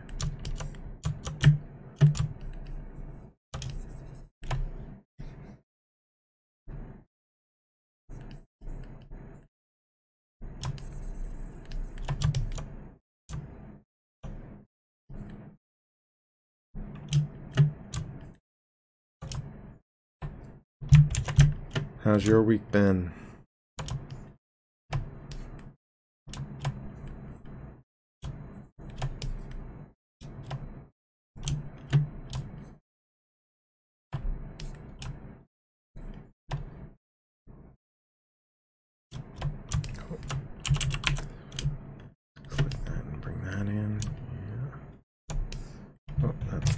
Curve. Whenever I'm getting those points, I can generally tell pretty quickly if I'm in that AccuCurve mode, because you get these sort of weird peaks sometimes to the brush stroke, right? Especially when you're using that alt move that I use so much.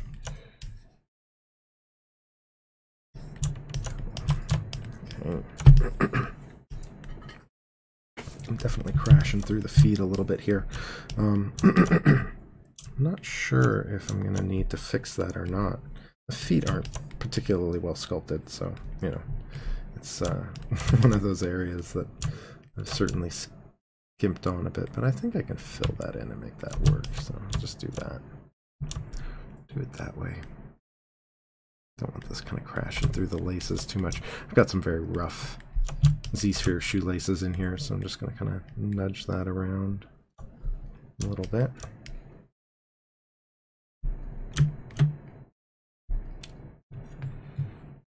Right. Oh, looks like I got a fair number of folks in here. Welcome, welcome, welcome to all of you. Thanks for tuning in. If there's anything you're curious about, any questions you may have, feel free to check it out. In the bottom right corner, of course, of the screen here on Twitch, I've got a little bit of a cycle of a few of the renders on the face on this model that I finished up. Well, I don't know if you can ever really call this stuff finished, but that I at least posted the renders on a few weeks back. Actually, it feels like it's been almost a month or so now, I guess. But there's the Wacom tablet kicking in. Thank you. I just want to kind of fit this around the shoe a little bit tighter. I want to make sure this is all working properly here. Move brush to kind of bring things in and out. For those of you that are veterans to my stream in particular, I still have my very loud, clicky keyboard right in the foreground, ready to bring you some, I guess nowadays, you know, it's some ASMR pleasure, right?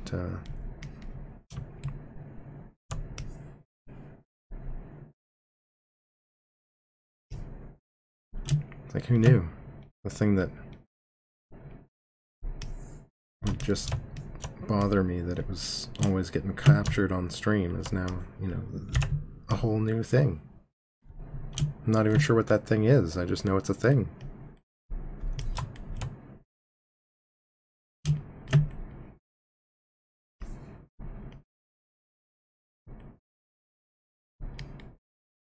Curl this in a little bit, make it feel like it's kind of sitting around,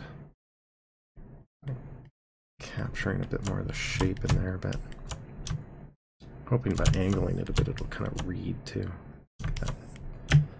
Read in the silhouette, it's kind of wrapping around stuff.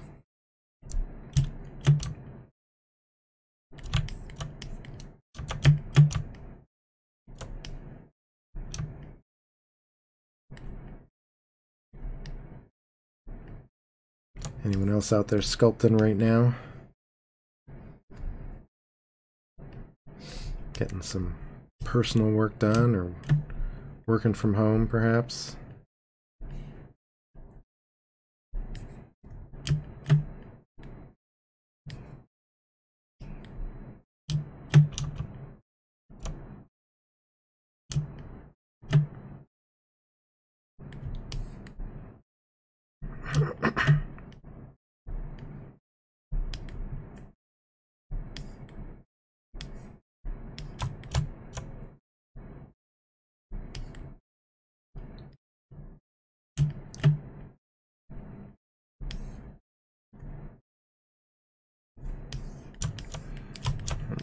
I'm not quite liking how that's sitting right now.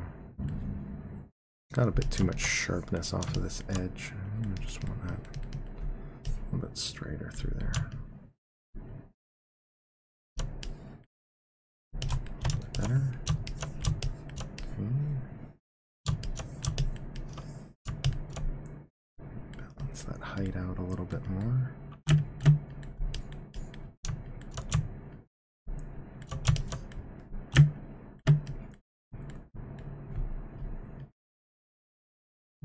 I'm going to turn on my... Oh, actually, I don't know if I can use the move topological here without causing all sorts of trouble. Maybe a mask? It's technically, because I got these broken up into panels, moving one is going to kind of cause some weird issues here. Oh yeah, sculpting away, eh? Excellent, that's good to hear.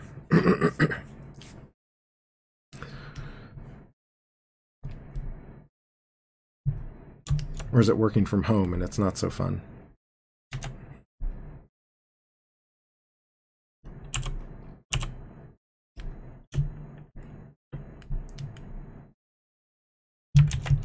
I hope none of you are stuck trying to work with the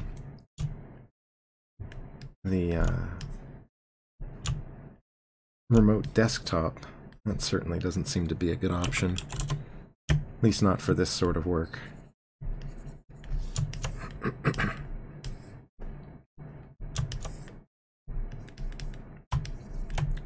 Get some of these little wrinkles back in the pants here.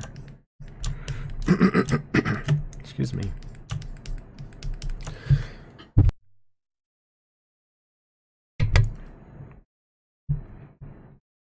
Oh yeah, it's been okay for my work. Oh, that's not too bad then. I'm glad to hear that.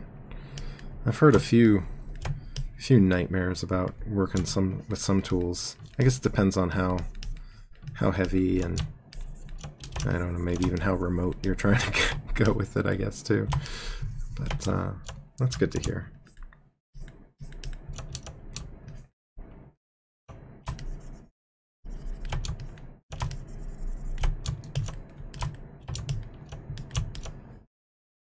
Yeah, texturing I imagine would probably be a pretty bad one for remote desktop work, right? Anywhere where you're using those sort of quick brushstroke type stuff probably is pretty rough. I can say from my experience, Zbrush is not a tool that works. I mean, it's surprisingly acceptable in some cases, but I mean, it wouldn't be, depending on how heavy the asset is too. I mean, Zbrush can get laggy on its own without any help. Especially when you're talking about, you know, 10, 15 million poly asset, working with layers and all sorts of stuff going on.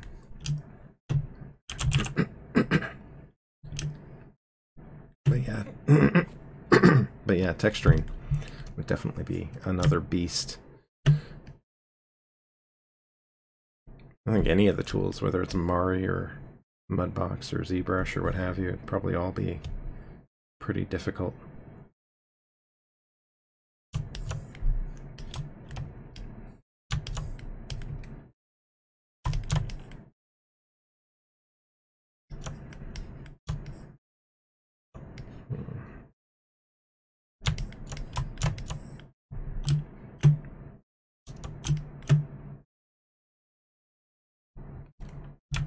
Something like that in there. Do I want to kind of cut into that a bit? Oh no, I see what I've done. Maybe I can. I'm going to try it. I'm going to try cutting into this with another fold.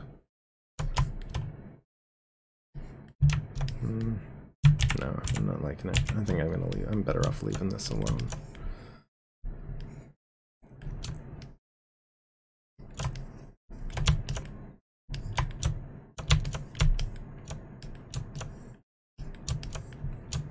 Unless...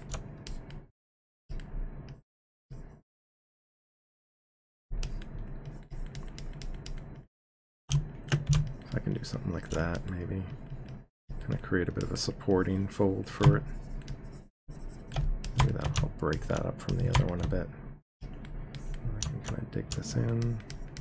This could be a disaster. I really shouldn't be messing with the Marvelous sim too much here, but I'm just not that good at cloth sculpting for it.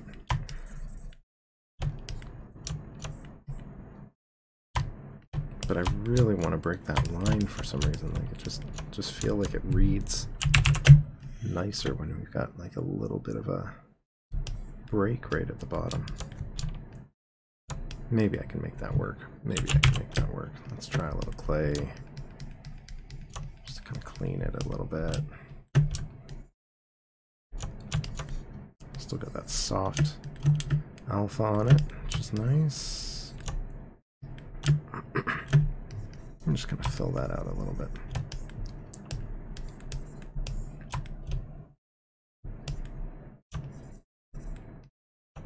Three o'clock, eh? Okay, not bad. I got another hour in me or so here.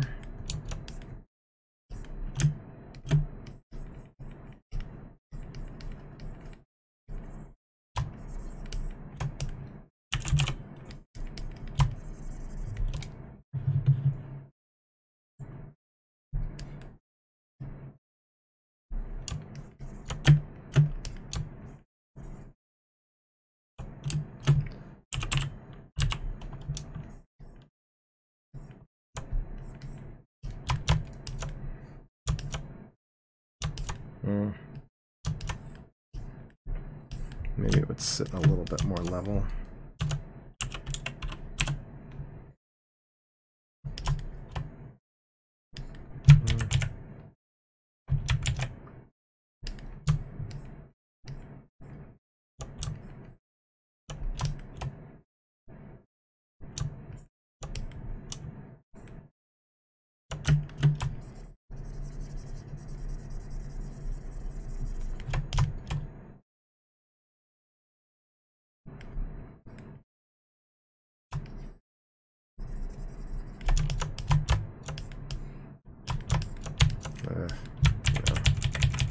Let's just undo all of that.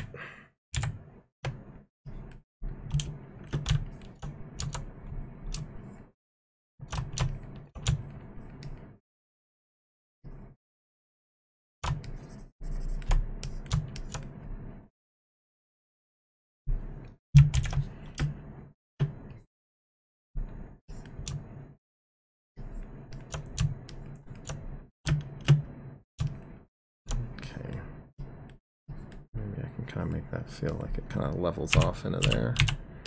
Let's go with the H polish and just kind of, ooh, let's not eat at it too much here. There's a big, kind of flatten that out. Ooh, maybe trim smooth border. Where is that brush? Brush, trim smooth border.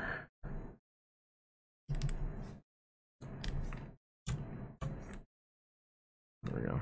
That'll do. I ought to cut that into there nicely. Yeah.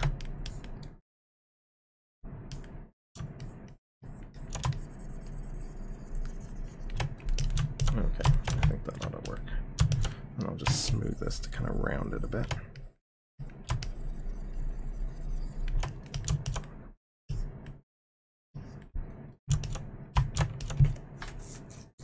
I'm not sure that I like how it feels from the back, but from the side it's not too bad.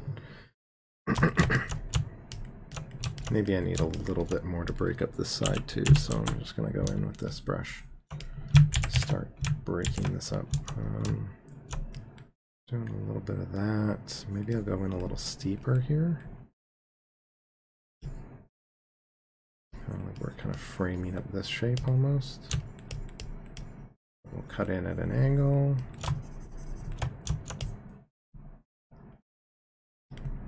Which means I can kind of cut in through here a bit harder and through this a bit more, right? So we'll just do something that's like a little bit more level almost right through here, right? And kind of like that. Maybe even that at an angle like that. Isn't too dissimilar to what I had before, so. The disasters of sculpting cloth, yes. The awesome, fun back and forth. Fun. So fun. I don't know why I decided I had to do this, but we're here now. There's no going back. I don't save, so no, it's not true I saved.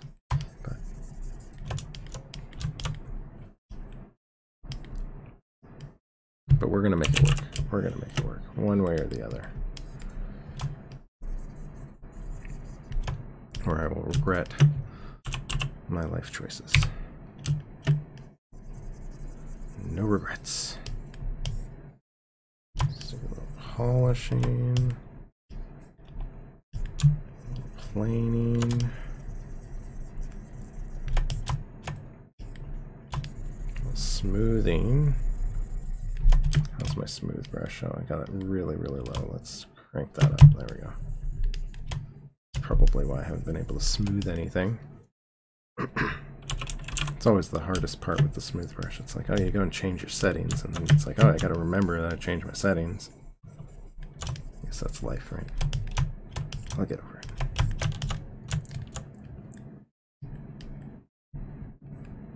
I want to feel like there's a little bit more form under there too, actually, just like there's something.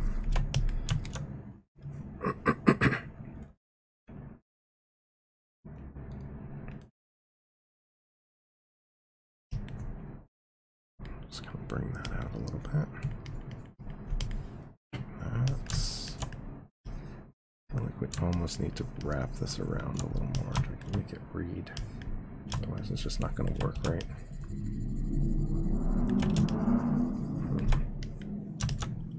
Yikes. Now I'm getting into the weeds.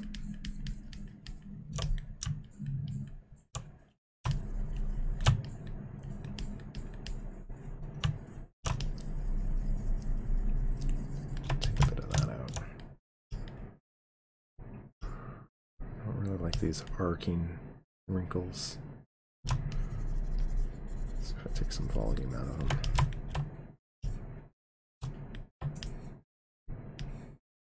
I'm gonna isolate this leg. The other leg I'm happy enough with, I think, to move on, but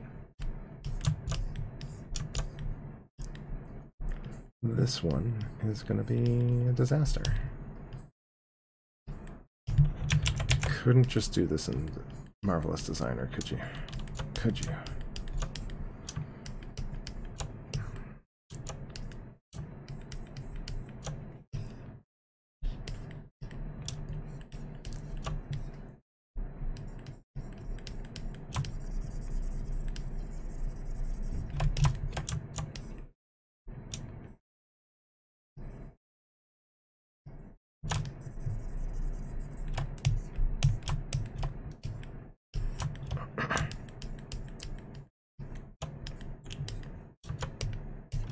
I can kind of overlap these two folds. Maybe that would make more sense. Something like this into this, maybe, where it's like this cuts into that, and that kind of carries through. Maybe this could even like zigzag a bit. Maybe that. I don't know if that makes sense. We'll see. We'll see. I don't know if denim is quite the right material for this. It's sculpting leather too much.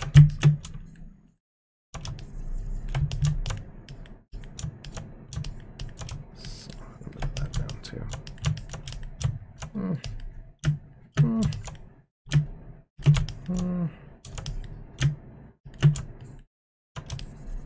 I've seen worse.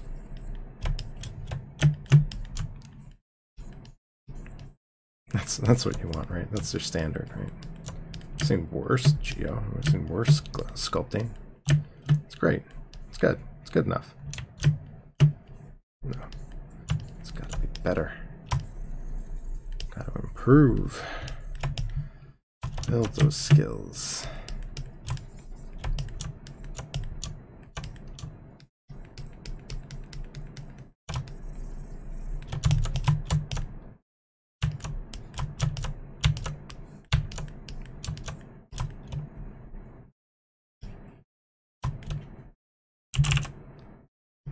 This in a bit and see if that's maybe. Let's go be trim smooth border. Let's do a little bit of that. Let's do a little bit of that.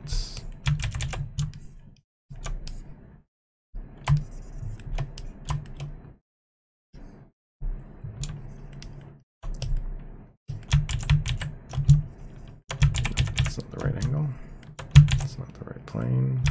Come on. There we go. Better.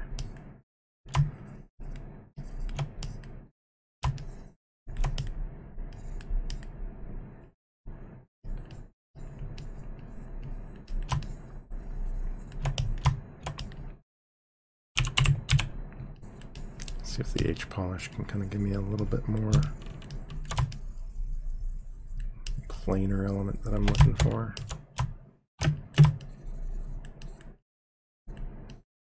Smooth down that edge, see if that helps. I almost want like a little bit of like weird pocketing here. That could work. No, that's not going to work.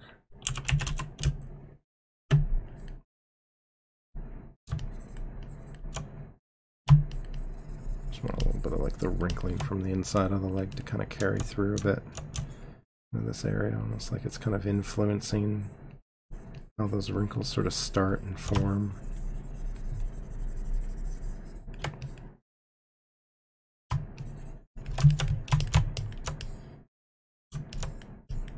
I feel like this needs a little bit more support. Maybe I'll just kind of pull that off the leg a little bit more, off the calf, that kind of sitting there. That might work.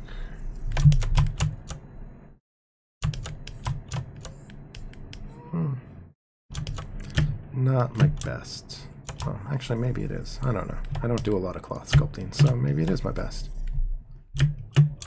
It's my best work yet. But I still hope that I can do better. Yeah, that'll work. That'll do. That'll do. I'll go with that.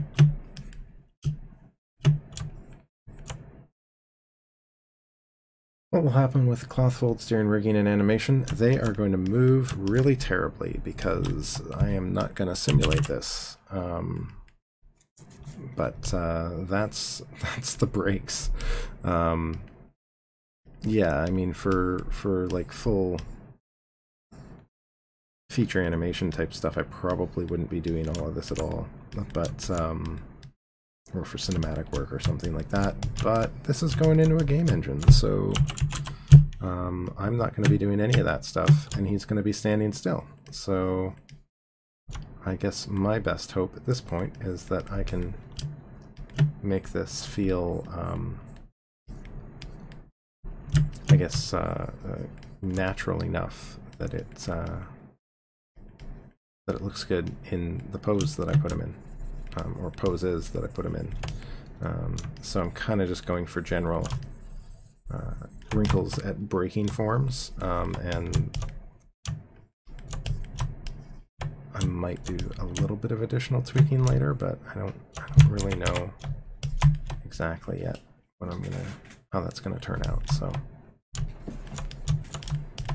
that is not right. That does not seem right.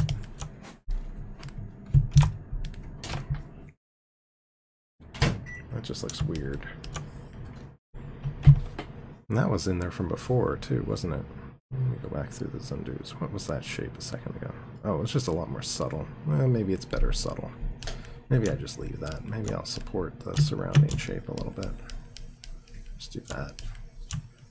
Let that kind of break a bit, and then just do that. Yeah, that'll probably be fine. We'll break that a bit too. Just push that, and no, I don't want to touch that because that's just going to get me into a whole other mess. All right.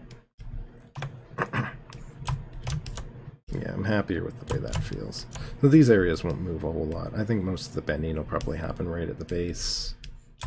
I think I can kind of get away with that. The big thing is going to be supporting it with enough topo that I can kind of move it around properly. So making sure I've got a good base layered underneath it in the game res so that it kind of holds up. And I think that's really just going to come down to how I kind of engineer and lay out the topo in that area. But these areas they're all going to behave a little weird, and I think that's sort of just at least for now, sort of something that I'm going to have to live with the game res process as a whole. You know, unless I start getting into like simming it, which I don't think is done too often yet. There's still, you know, for loose floating garments, maybe like something. I mean, even something like that could probably just be rigged and animated, but. Yeah, I don't think I think it's all going to have to kind of come down to just making sure that it works for it. So have I ever done it in such a way, like in a way that would work for simulation, you mean?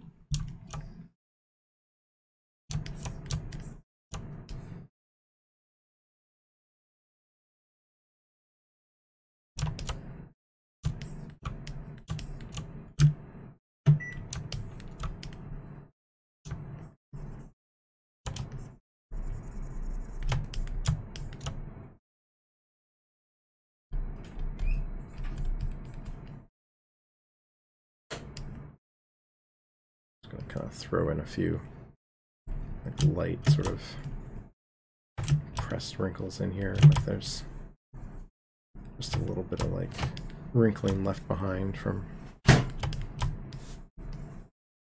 previous positions and stuff. Oh, when I'm sculpting in a cool pose. Yeah, I've done that a little bit. It's not super common for the way I like to work. I tend to either not deal with the cloth at all or deal with it as sort of a general functional sort of base. But yeah, working in poses is definitely a viable way to go. The challenge is finding good reference for whatever it is that you're doing, right? Like even right now, you know, the biggest thing that I probably caution against is just kind of freeform sculpting cloth, which is kind of what I'm doing here. I don't have any reference in front of me or anything for that. I'm kind of just relying on what Marvelous gave me at the beginning and kind of trying to reuse some of that language and kind of take my own understanding of it and kind of develop it off of that. But you know, there's only so far I can take that really. But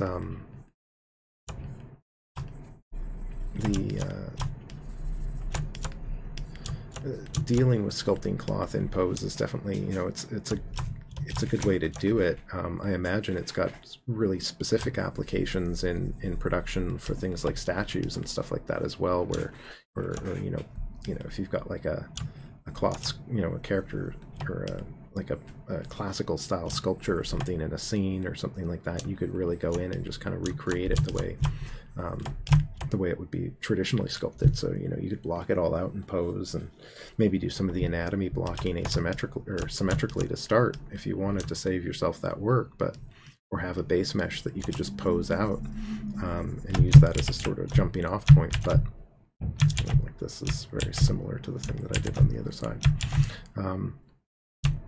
But there's nothing that really would stop you from kind of going in and just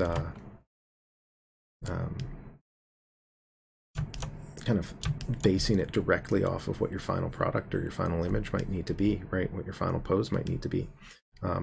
At the very least, if you're in a situation where you're doing that sort of work, I would probably recommend taking some time on the final pose and refining, right? Whether that's anatomically, whether that's sculpturally, whether you're dealing with cloth or whatever it happens to be, right? Like if I'm bending the arm, I want to kind of flex the bicep or adjust the bicep's position a little bit and build up the volume in the tricep, or tone it down, or adjust the position of the shoulder blade in the back, right? And the same thing would go for cloth, right? You want to kind of, you know, even if you're working in those one-offs, right? If you're working in something for you know, like you said, like a marketing piece or something like that, you can kind of custom tailor it to suit that one angle. And you can even like focus just on the stuff that's going to be seen too, right? But I imagine for even, you know, an area that I'm not particularly well versed in myself, like 3D printing, doing maquette making and toys and stuff, it would be very similar, right? If you're doing like a you know, posed you know, Marvel character or comic book character or whatever it happens to be, right? You know, it's either comic books or Marvel, right? That's all there is. Marvel's just another form of saying comic books because they're gonna like own it all. But it's just one of those things where it's like, if you have that opportunity, you're going to make things look that much better by going through that process, right? You're just going to be able to refine it that much more by going back into Zbrush, right? And there's a lot of cool ways that you can do that, right? If you've got a mesh and you're just baking out, especially even for like Maya-based rendering and stuff like that, right? If you've got an asset and you've got topo on it, right? I can take something like these pants, I can send this out to Maya, I can rig it, I can pose it, and then I can take it back into Zbrush. And as long as I haven't changed the topology, right? As long as I haven't changed the topo on the model, and as long as, and especially if I keep my UVs the same way, I can bring that right back into Zbrush, apply the pose, right? I can bring it in pose and apply that to the original sculpt, and then go in and tweak everything. And again, as long as I don't change those UVs or that topo, I can re-export it back out. I can apply those changes as a blend shape on the low poly. I can rebake displacement or normal maps on the high, you know, from the high poly, and get all that information back and nice and tight on that model. So that I've got that custom map specifically, or that custom geo specifically set up for that pose, and still not lose anything, right? Still not lose, you know, the texture maps that you've built or anything else that you've done along the way, right? I'm always thinking about that functionality and that back and forth, right? So even just as an example, right, a little side jaunt here for those of you that don't know how I like to operate in this. I hear a lot, or I see that there's, you know, a few people in the channel here, but not many are chatting. Feel free to ask questions or what have you like this, because I can rant all day. I'm gonna run out of time, but just as, because I'm procrastinating about sculpting cloth here. Let's say, you know, I wanted to take this and pose it, right? And this is a really rough example. I don't have any baked maps or UVs or anything on this, but just with the geo alone, I can illustrate this, right? I'll export out the low poly. Let's just send this out. I've got a place for this in my folder for this model. So we'll go Boyd Crowder Project, OBJ, pants to pose demo. And we'll just send this over to Maya, and I've got Maya ready to load here. Let's load Maya up. It's going to take a moment.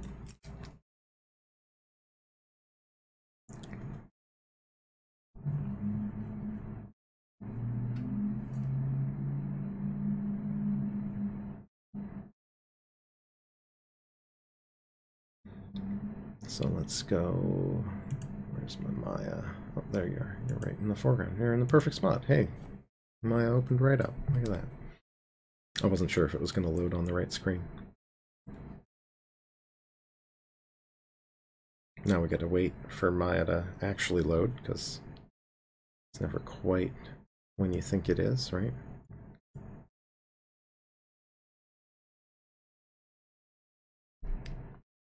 Oh, cool. The mouse icon works for my pen. Yeah. Imagine the mouse is actually a pen right now. So let's go File. It doesn't matter for Maya, but let's import. Bring all my windows down here. So let's go in and bring in our geo. My computer. Drive. Scroll until I find my useful stuff. Where's my modeling stuff? Modeling files.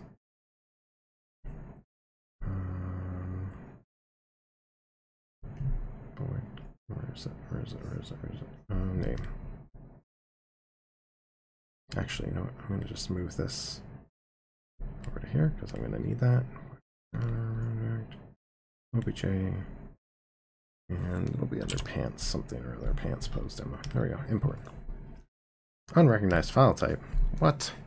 What is this? What is this? What is this, Maya?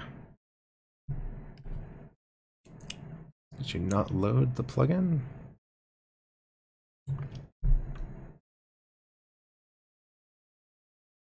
What did you just export as, Zbrush? Did I just name you something weird, or?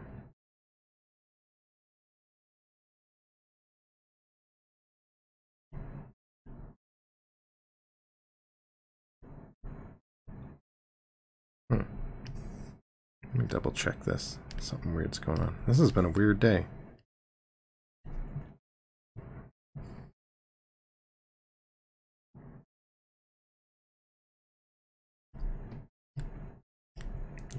Just keep overwriting this file until it works, right? File import.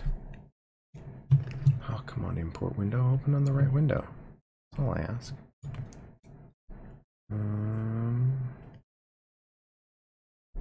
Let's just go date modified. That's always a quick way to get to stuff. Okay, there we go. So there it is. And I'm not going to rig this or anything, but we're going to simulate the rigging. Yeah, totally Maya, right? So we're just gonna simulate the concept behind rigging, right? Rigging is just a deformation or a way to deform geometry. So all I need to do is take vertices and rotate them, right? And we'll do this with a little soft select because that's always fun, right? And we'll go in and maybe just move that pivot point up near the knee here. Slide that forward a bit and just go whoop. Not the cleanest bend or anything like that, but it'll do.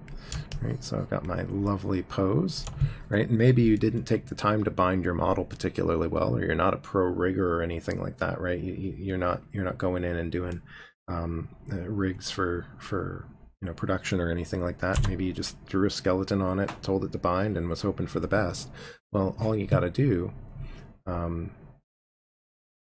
is just go in and take that and apply a little, let's go and export that back out, and we'll just apply that change, right? So all you need is something very rough. If you're comfortable going back into ZBrush with it, this is how easy it can be, right? Where's my OBJ folder? Seriously? Oh, I'm in the wrong project. That's why. I should set my projects before I do this. That's okay. Project, OBJ. We'll save this as an OBJ because that's what I want to do. Pants to pose. Pants posed.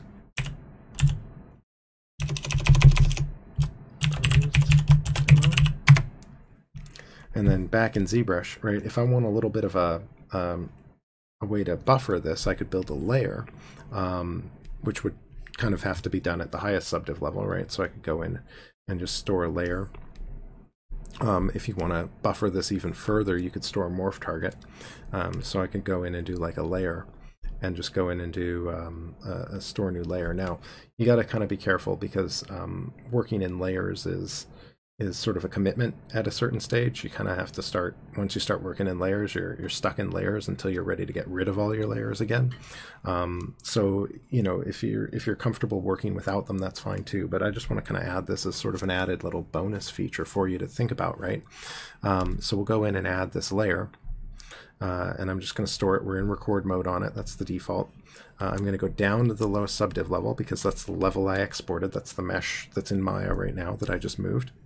And then I'm going to do a morph target here as well, just to store it, just to have it there, right? I can store morph targets at whatever subdivision level I'm on. So this is a little bit more convenient than being locked into layers in some cases. And then I can go in and import, right? So I'll import in the posed version of the mesh. And assuming that nothing else has gone horribly wrong in this process, which is possible, but assuming that, you should just end up with your pants posed, right? And this could be applied across all the pieces of your model, but you have to keep the parts the same, right? So the topology needs to match, right? You can't go in and, you know, combine your pants with your body and everything like that and then bind it all. You'd want to go in and bind the pants separately from the body, or use the body as a base to bind everything else out if you're going to do something like that. Or if you're just going to grab points and rotate them like I did, it probably won't matter. But now I can go in and make these fixes, right? I can go up to my highest level on my subdivs, and I can start making tweaks to that. I can add extra folds back here, or I can smooth that out. I can go down to the lower level and tweak things as well. I can go to level 1 and I can do things like make adjustments like using the morph target, right? So if I go to my level 1 and I grab my morph brush, BMO for my morph, right? And I'm just going to go in with a very light intensity and just kind of ease this geo back a little bit to try and kind of keep the knee from collapsing. Now I got to be careful because it'll straighten the whole leg out again, right? If I just brush that over, it's going to kind of go back and straighten everything out. I don't really want that. I just want this kind of back in a little bit less of a distorted state, right? And then maybe it's going to be a matter of kind of smoothing down certain regions, right? I can start making sculpting changes on the mesh at this stage. Oops. I can start pulling out, you know, extra form for the knee or whatever it is that I'm doing, right? Kind of cleaning up the bend. But I'm in that layer and I'm making those changes to that layer. So, you know, whether I'm going back in and sculpting or smoothing things out, right? Maybe I want to kind of change the way that the seam looks at the bend, right? Kind of clean that up or whatever. But now I can go back and adjust that. And that's all getting baked into that layer. So, you know, if I want to go in and undo all of that, I just turn the layer off, right? Just turn the record state off and toggle it back, and I can go back and forth. I can set it part way and do corrections, although this is going to be a little weird because it's a deformation, it's linear, it's not rotational like the change that I made was.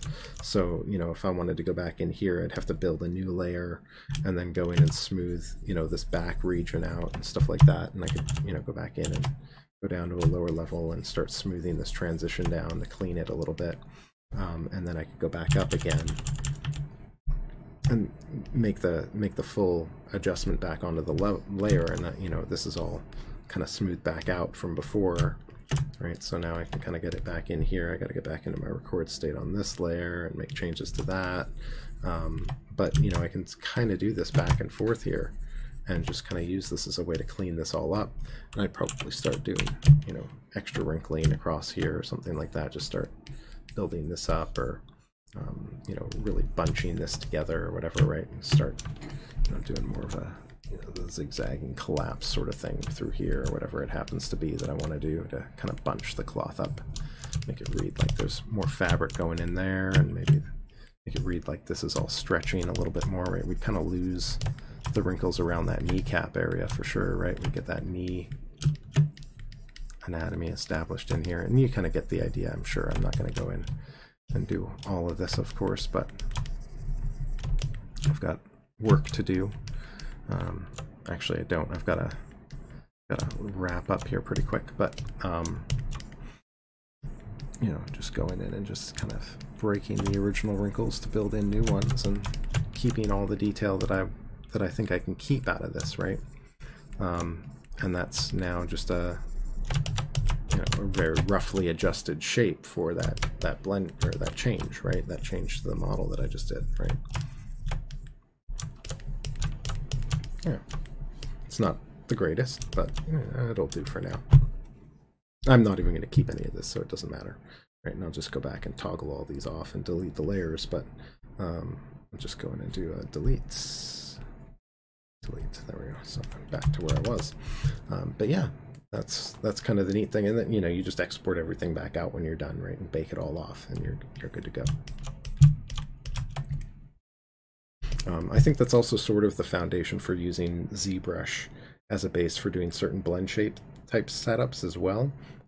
There's a lot more complexity in there to doing that sort of thing, so I wouldn't just take that and run with it as is, but it's definitely one of those things that you can kind of add into the mix to kind of get more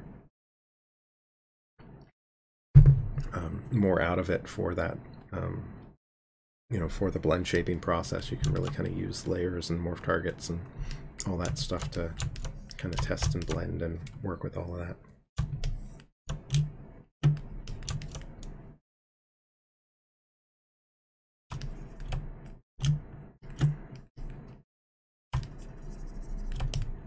I'm just going to wrap up here with a little bit of extra sculpting. Just stick that in a little bit more. Just cleaning up these pants a little bit. I just want this to like lean over to that a bit like that. There we go.